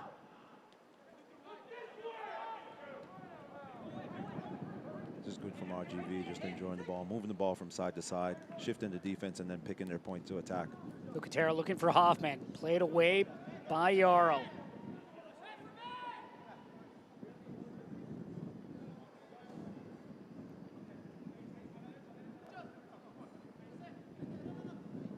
Coach Echeverria being patient with his subs. Just seeing what this current group can give him as we roll into the hour mark. Most times at about that 65th minute is when you'll see most teams begin to use their substitutions. And a stoppage here as Maloney and Hoffman getting a lecture now. I'm not sure what transpired there. Gerson's saying the same thing. I don't know what's going on. And now we will resume. That one just over the leg and now played out to safety by Hayden Partain. You could see Coronado lamenting about his decision there to go back down the line to Hoffman. Probably should have took that one out, recycled it, see if they could penetrate the other side, but they got to throw in all the same.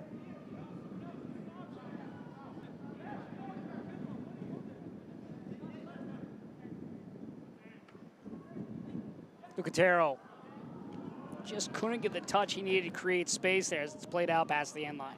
Yeah, you could see the idea that he had just to fake the shot and take it into that little open space to his left, but just couldn't get the right touch on it. Fans follow Rio Grande Valley and the rest of the USL Championship all season long on ESPN Plus, home to the USL, MLS, UFC, and more. Join the nearly 8 million sports fans who have already discovered ESPN Plus and watch the championship live every week. Sign up today at ESPNplus.com.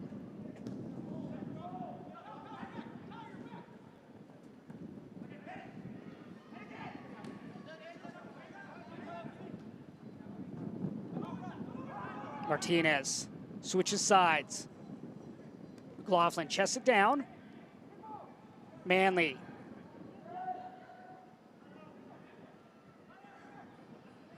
Turns away, goes back to midfield. Coronado.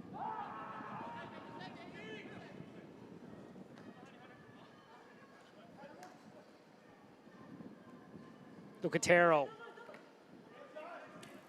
That one played off of Yarrow, and now we'll have a substitution for Rio Grande Valley. And off will go Lucatero, and on will come Jonathan Jimenez. And he gave the Toros a spark last weekend, scoring a goal against the Austin Bold in the second half. We'll see if he can bring some of that spark here tonight in this second half. Yeah, well, at the hour mark, Coach Echeverria looking to get some fresh legs onto the field and a goal scorer as well. So we'll see if he could get into the game quickly and see if he could bring his team back into this with an equalizer. Yarrow nearly stumbled over his own feet, but able to rebalance himself.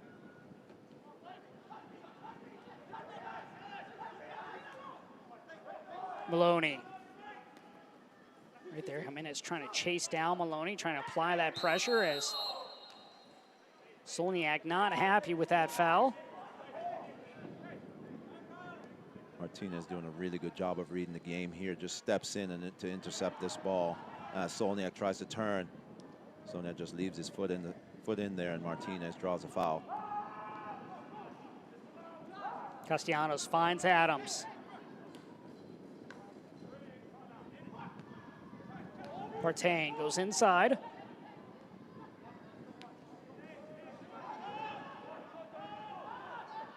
Toronto playing that ball back, just saying, hey, let's keep it a little while. We've been playing defense for quite some time. Played up by Cardone. No one there for San Antonio. And now Rio Grande Valley looks to take advantage, but Jimenez with a heavy touch. Yeah, first touch of the game is looking to get down the line, but just a little bit too much weight on that touch.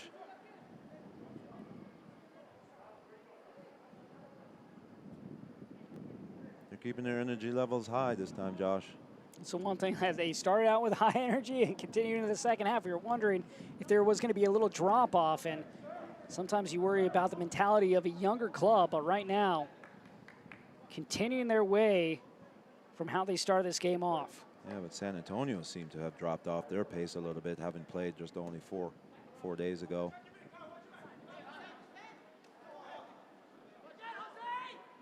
Haven't had the possession that they had in the first half of the game.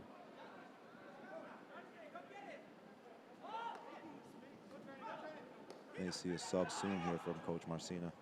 Pirano dispossesses the ball from Martinez. Pirano cuts inside, weaving through. And we'll have a foul, but this one will be at about 20 yards out. That's what Pirano does. Loves to be on the dribble, running at the back four with that skilled left foot. Uses his body well in his low center of gravity just to leverage and gain position on his defender, and draws the foul in a very dangerous position. Now it's, can they make use of this opportunity and push the score even further? And for Martinez, he will now see his first yellow card of the game and his first of the season. As we take a look at the replay, Martinez recovering, but just can't get his foot around without making contact with Pirano. Wrong footing Castellanos here and getting close to the box.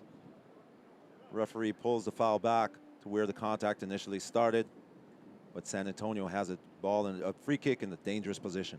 Paul Blanchette will now have to line up his wall. Partain and PC will line up for San Antonio. PC with that cultured left foot. Partain standing to go over with his right foot. We'll see who will be in about 2 seconds as soon as the referee gets this wall, gives his instructions to the wall. Opportunity here for San Antonio for that third goal. PC will take it, curling and right into the outstretched arms of Blanchette. Yeah, Blanchette read that all the way. Good free kick, but just not enough power on it to get it past Blanchette. Easy save.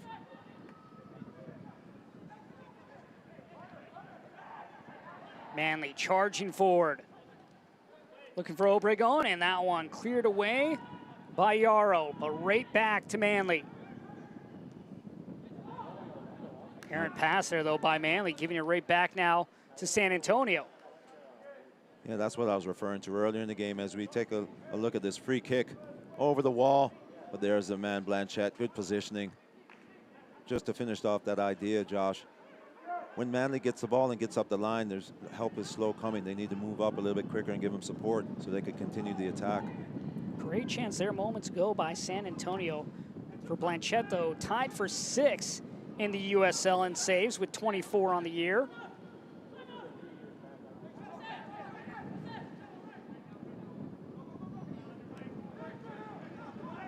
PC. Solniak. Adams right with him.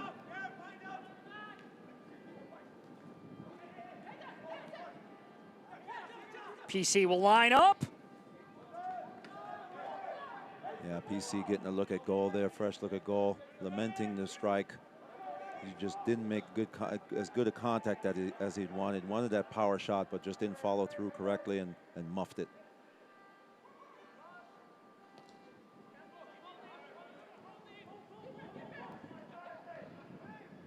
Cardone will come up and he'll play this one into the Edinburgh Knight.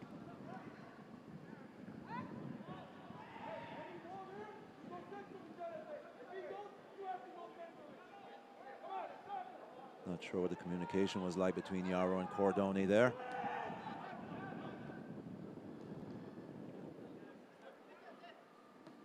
Blanchette bringing it near side. Cordano heads it on. Jimenez. Jimenez pushed over by Yarrow, and that's going to be yellow card now for Yarrow. Yeah, Jimenez just using his pace to get beyond Yarrow here. Nothing that he could do about it. Textbook 1v1. As we're going to look at the replay, as soon as you beat your defender, coaches always tell you, hey, cut across the defender. That's the only thing that the defender can do is push you in the back in order to recover. And Yarrow is going to have to be careful from here on out.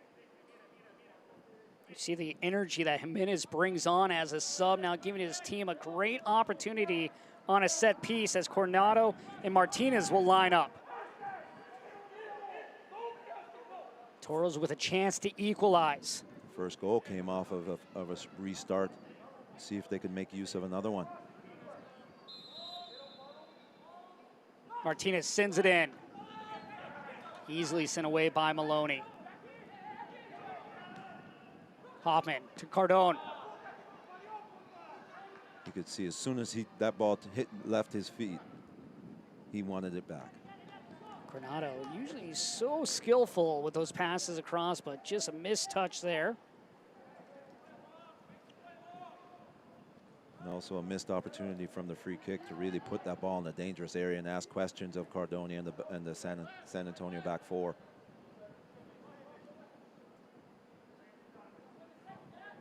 All time, Rio Grande Valley leads San Antonio when it comes to games that they have played. 5 wins for Rio Grande Valley, just 4 losses and 5 draws. A win tonight, and San Antonio will knot things up. There'll be 5s across the board.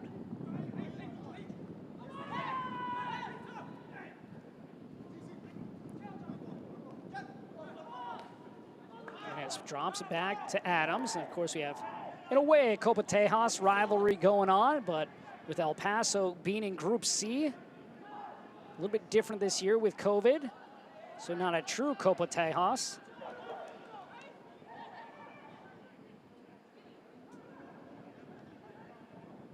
Perano.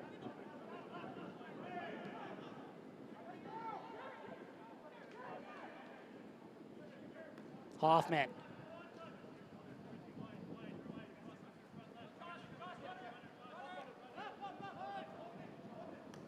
Hoffman playing it inside, but played it behind Jimenez.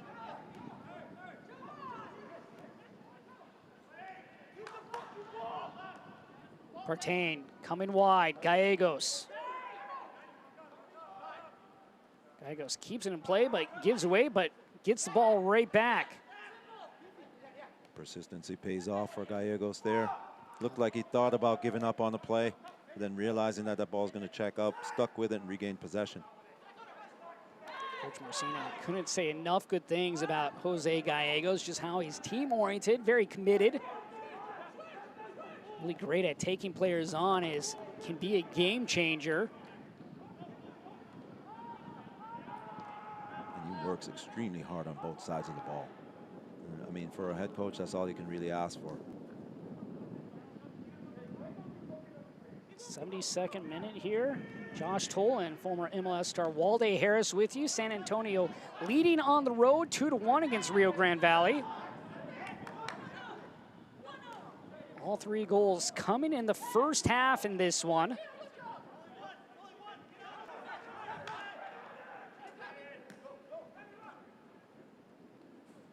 Gallegos trying to get around Coronado.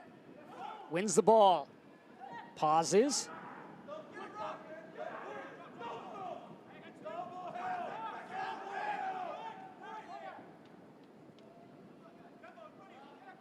Three players now around Gallegos, and RGV had the ball momentarily. Now PC with it for San Antonio. The Brazilian comes near side to Maloney.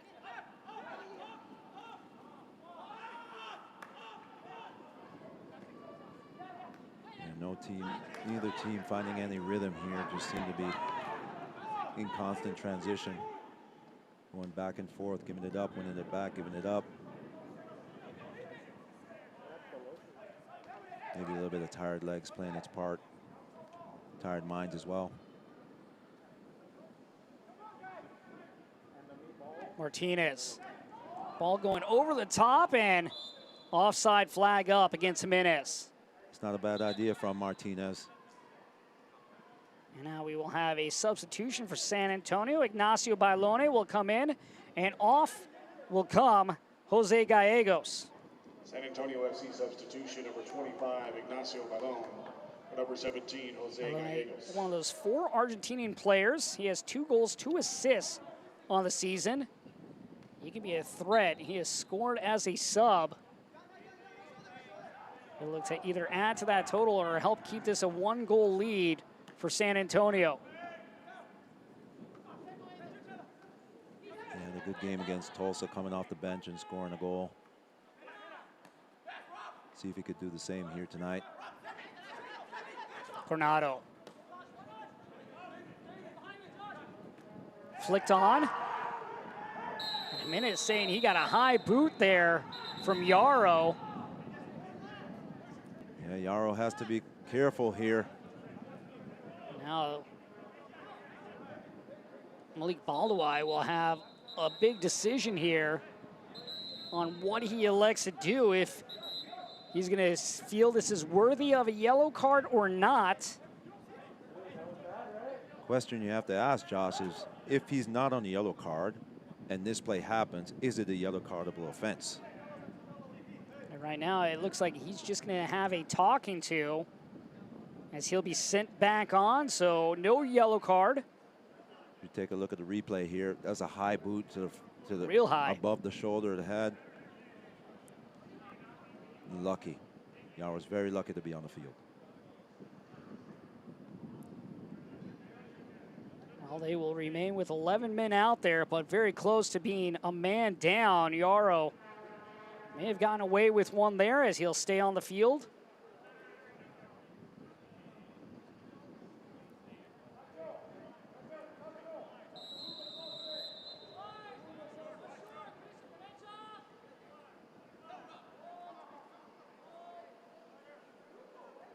Martinez towards the spot. One just flew right into the arms of Cardone. Yeah, pretty routine for this experienced veteran goalkeeper. Can't just float the balls up into his box. Come and pick those off rather easily.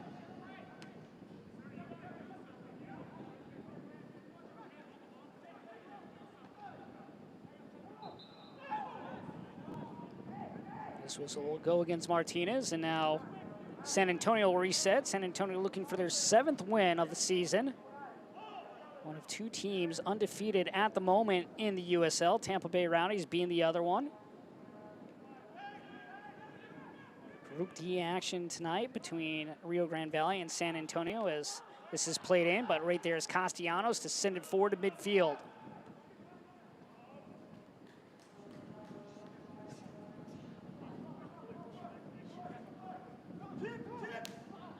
Granado. Jimenez. Offside flag up against Jimenez. Yeah, Jimenez just towing that back, that offside line, but not able to keep himself onside. A couple of times now he's gone a little bit early. And our hydration break here in the second half will give us a chance to look back at the goals from this one. And San Antonio got things going early. Yeah, San Antonio playing the ball around here, keeping possession in the opposition's box. Perano playing it back to Tainter. Tainter looking in, finds Herudvu, but there's Smith on the end of it, sending it to the far post. Nothing that Blanchett could do about it.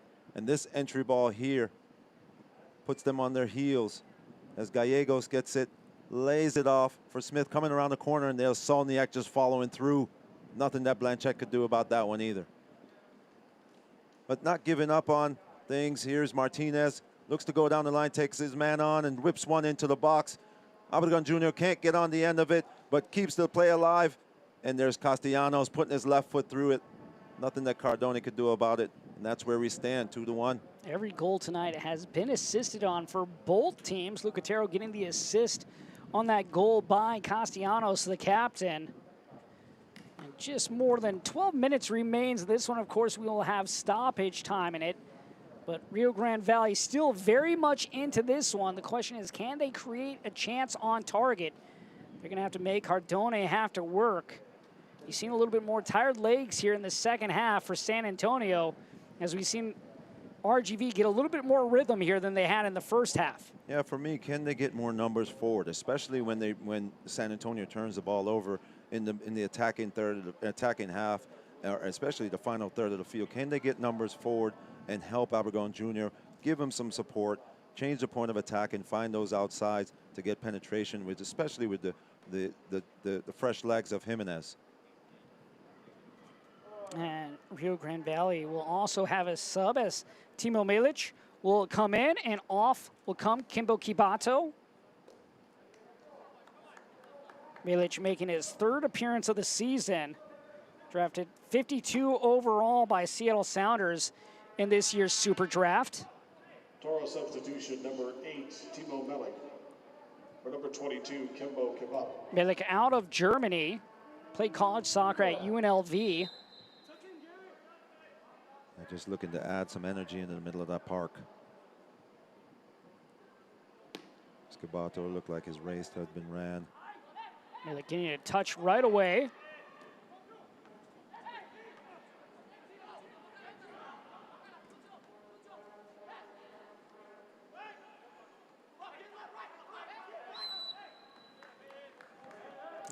with his first foul.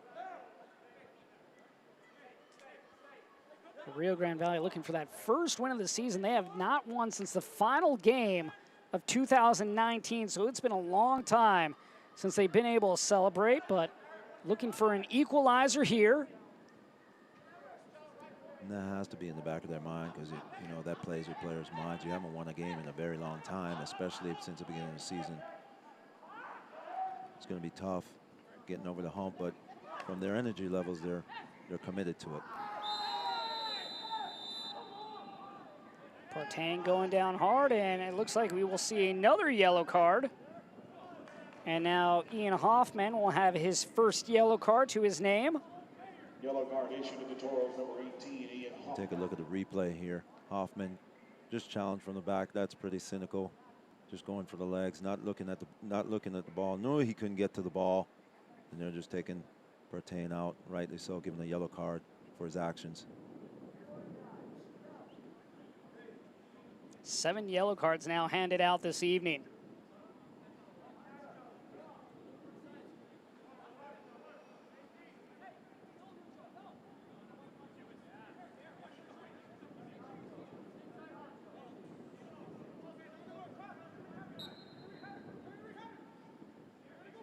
PC puts it into the penalty area. Headed on.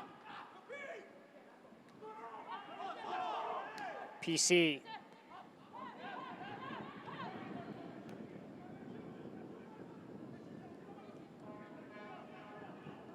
This one played away by Martinez. That one hit off Blake Smith, so a throw here for RGV.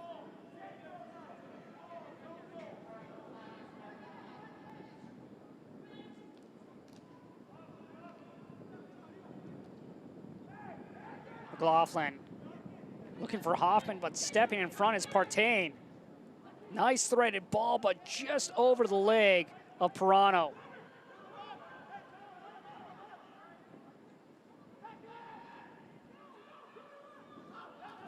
PC with the left.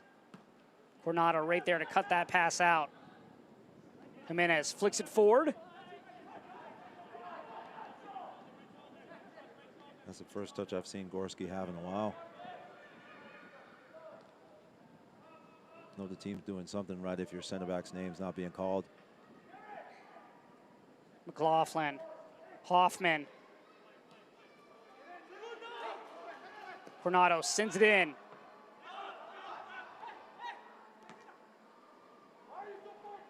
Pirano trying to get around Castellanos, but Castellanos nearly loses it, able to come back and play it out.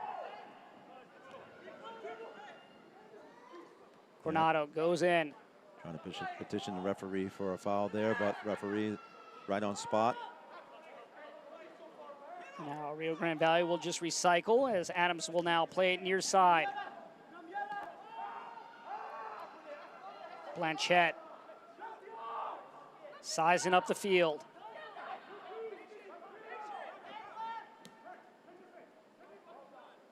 Hoffman, the 19-year-old. Jimenez able to get around Yarrow. Chance here for Rio Grande, and that one played off the leg of Hunter Gorski. That was a great ball in from Blanchette, putting 3 San Antonio players out of the game. That one pass, then you're able to find Jimenez down the line, creating an opportunity. Now to be put out for a corner. Here's another set piece opportunity for RGV. Another HEB corner kick for you as the Toros look to knot things up. Coronado brings it back in. Jimenez giving chase. Manley.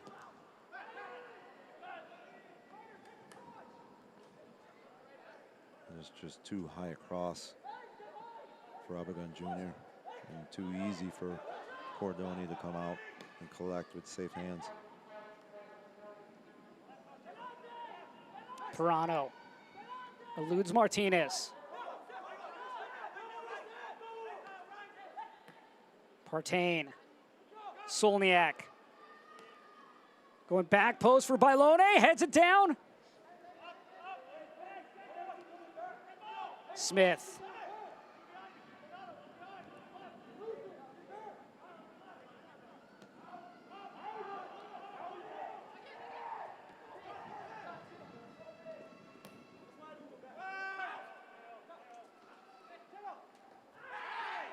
Martinez chips it back, but the foul's going to be called on Partain. Yeah,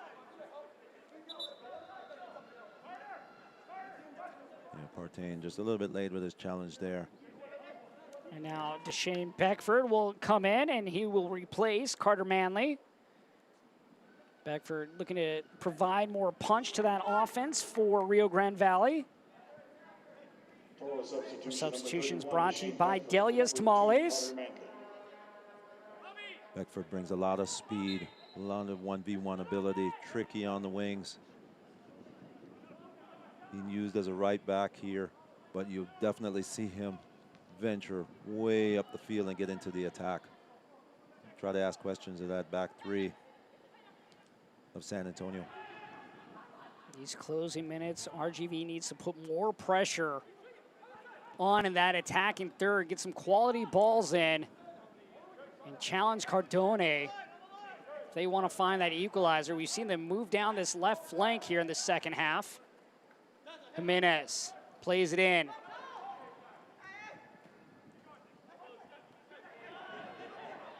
Chance here from distance. That one sent up. Malik with a great opportunity was able to set that one up.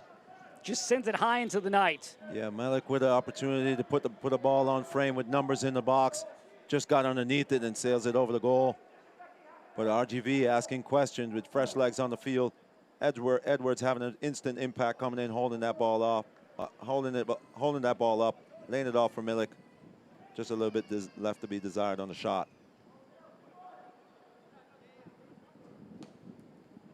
Kyle Edwards was another one of those players used last week in the substitution role.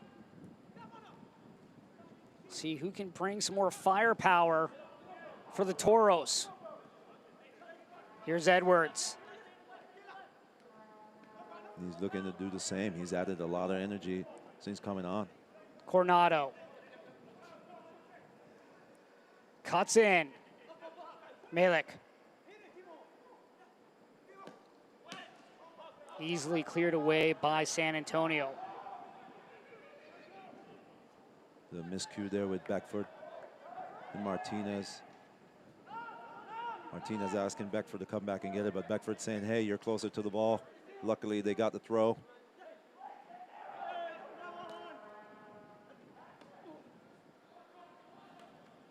Played away by Yarrow. Coronado.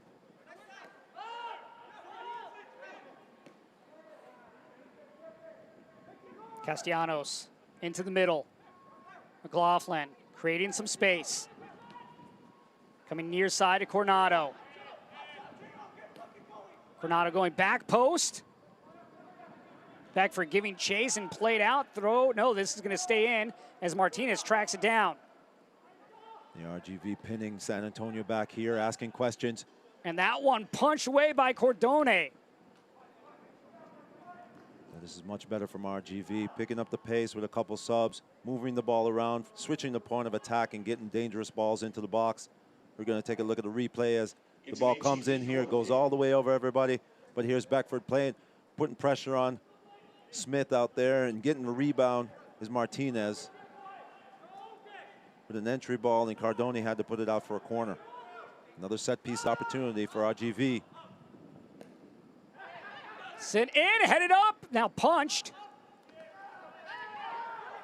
Chance here.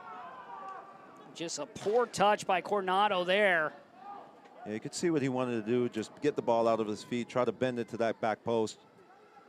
Just took his eyes off of it at the end, and the chance goes begging. You can see the frustration there from Coach Gershon Echeverry.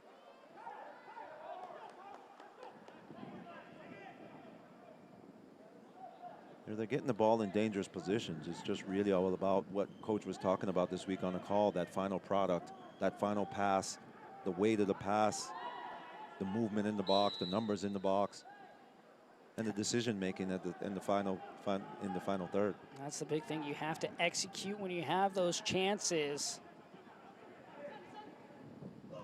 Rio Grande Valley creating opportunities, just unable to finish. Pirano keeps it in. Backing up is Adams. Still working hard, Pirano. Leaving everything on the line. May have did a little bit too much in his last action. And now Gonzalo de Renzo will come in for Christian Pirano. And of course, that substitution brought to you by Delia's Tamales. Substitution number 7, Gonzalo de Renzo. For number 10, Christian. That was the final substitution and opportunity for either team as we will approach stoppage time here. Pirano's night is done.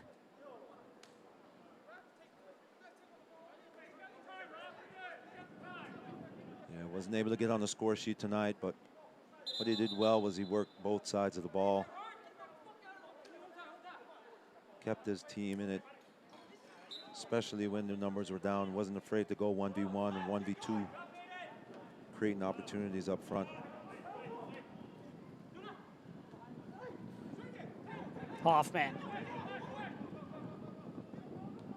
We were told we will have 5 minutes of stoppage time added on here.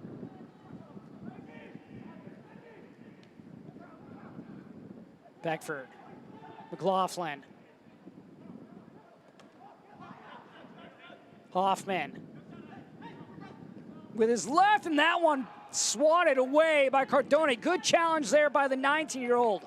Great positioning from Cardone to parry that one away late in the game with only 4 minutes left. As we look at the replay here, Hoffman just getting out of his feet, getting a good strike on the ball, but there's Cardone parrying it away for a corner. But still not out of the woods. Martinez puts it in.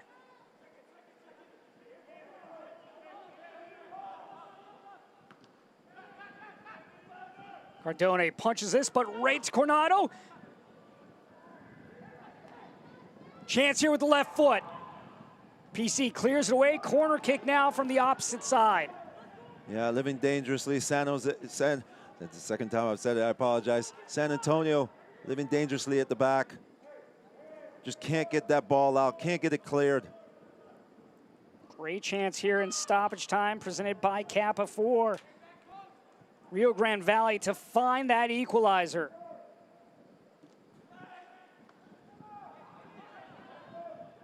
Martinez to the 6. Hoffman out to Martinez with the left foot high into the night.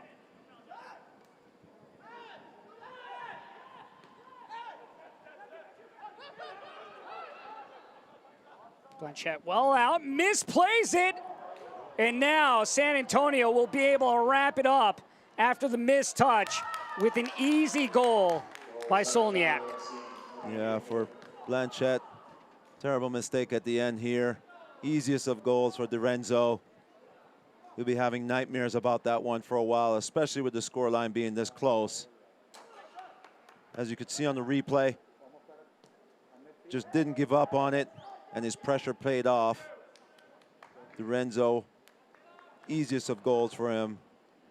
Blanchette will have to explain this to his coach and teammates. I misspoke on that one. My apologies as you correct me. DeRenzo there getting another goal as a substitute. DeRenzo now with 3 goals on the season.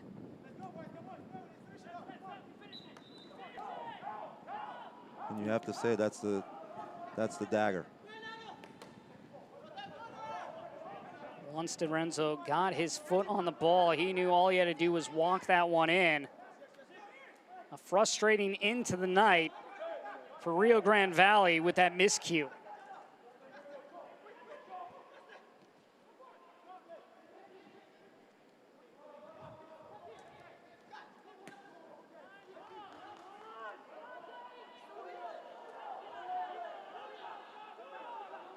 DeRenzo. Now to Solniak. And Solniak tripped up in the box, and we will now have a penalty coming. Wow, how quickly things change for RGV. And it looks like this will go against Coronado. And now a chance for San Antonio to get their 4th goal of the game. Well, things just falling apart here in stoppage time for Rio Grande Valley. Yeah, Solniak just finding daylight through the heart of the defense. Very little that Coronado could do right there. Trying to recover and get a touch on the ball, but got more of the man than the ball. And referee Balawi correctly points to the spot. As Bailoni looked like the man to step up. Well, all said and done, the scoreline does not show how tight this game was until the 2 late mishaps here for Rio Grande Valley. And now Bailoni looks to capitalize.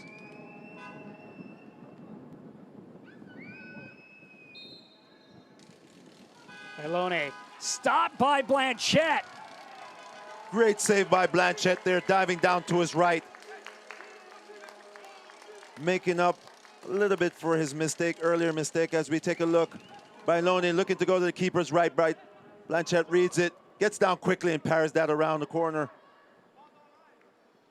I like the not giving up there by Rio Grande Valley, as Blanchette able to make the big save to keep this game at 3-1, and that is where we will finish, as San Antonio will come out on top in this one. And San Antonio remains undefeated as they improve to 7 wins on the season. They now have 24 points for head coach Gershon Echeverry. Back to the drawing board as they look to find a way to get that first win of the season. And of course, they will have a quick turnaround as they will play FC Tulsa on Wednesday. That game at Tulsa. But Walde, a disappointing finish for RGV, but they show glimpses once again that they can compete with these teams like San Antonio. As we take a look at our man of the match tonight, presented by Nature Valley, is Robert Castellanos. Yeah, Robert Castellanos playing both sides of the ball, obviously getting the goal in the first half and having to stymie that San Antonio attack time and time again. Deservedly so, being the man of the match for his team. Well, a disappointing night for Rio Grande Valley as they fall 3-1. We'll take a quick break. We'll be back with highlights and stats when we return right here on ESPN+. Healthcare is being challenged. DHR Health is meeting that challenge. We opened the DHR Health Serious Infectious Disease Unit, a fully equipped, fully staffed facility designed to care for patients with COVID-19. To ensure that we can keep our general patient and staff population safe, this unit is housed in a standalone building. To ensure the safety of all who visit and work at DHR Health, we're screening everyone prior to entering our facilities. We know that together we'll get through this. Now more than ever, DHR Health, for you, for life. Why choose Lone Star National Bank for your business? Because no other bank does more to support local businesses. In fact, we are the #1 lender in the Valley to small businesses. We put money to work here in our community. That helps our local businesses grow. Creating more jobs. And more opportunities for all of us. Working together. Together. We do what the little banks can't and the big banks won't. Lone Star National Bank, the Valley's bank. At Bird Ogden and Fiesta dealerships, we continue to make our facilities safer. We are using hospital-grade disinfectants to sanitize customer waiting areas. We are sanitizing every vehicle before and after each use. Safety is our top priority. Together, we will get through this. Welcome back. The final score, Rio Grande Valley FC 1, San Antonio making their trip down south, getting the victory 3-1. Over Rio Grande Valley as we take a look back at the highlights from this one. And for San Antonio, they would get things going here early in the 4th minute. Yeah, Maloney playing that ball off the top. Blanchette coming out with a little bit of miscue with Castellanos. Gives it back to Solniak, who gets his head up. Plays this ball all the way across the box. Good touch here for Herenvu. Gets Perano involved. And then Tainter with this no-look pass in back to Herenvu. He plays it to Smith, puts his foot through a little bit of deflection there, beats Blanchette to his left. Very little he could do as this comes off Manley and gets into that, sneaks into that far right corner. 16 minutes later, though, San Antonio would add to their score. Great entry ball by Gorski, hold-up play by Solniak.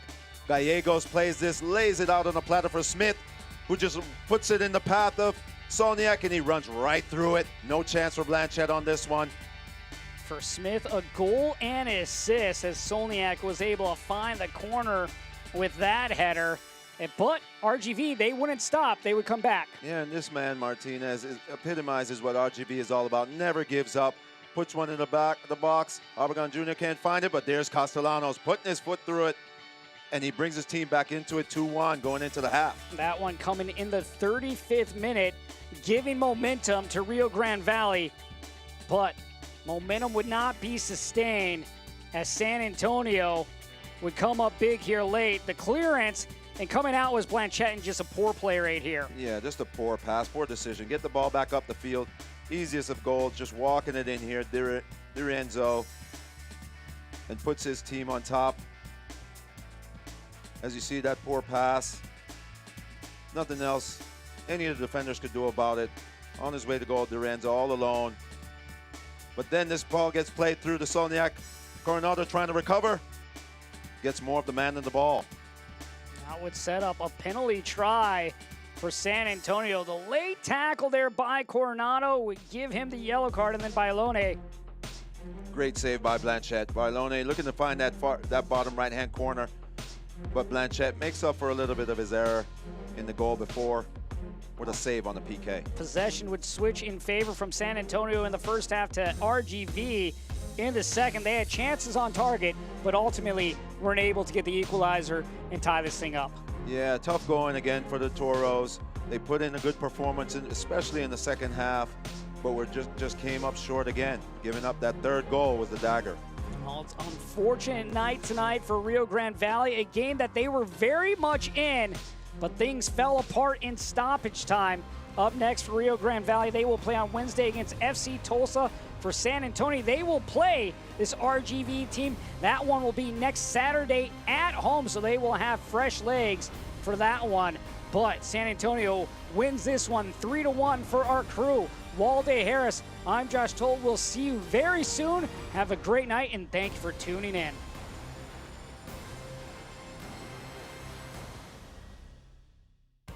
This copyrighted telecast of the United Soccer League Championship cannot be retransmitted, rebroadcast, or reproduced without the expressed written consent of the United Soccer League Championship.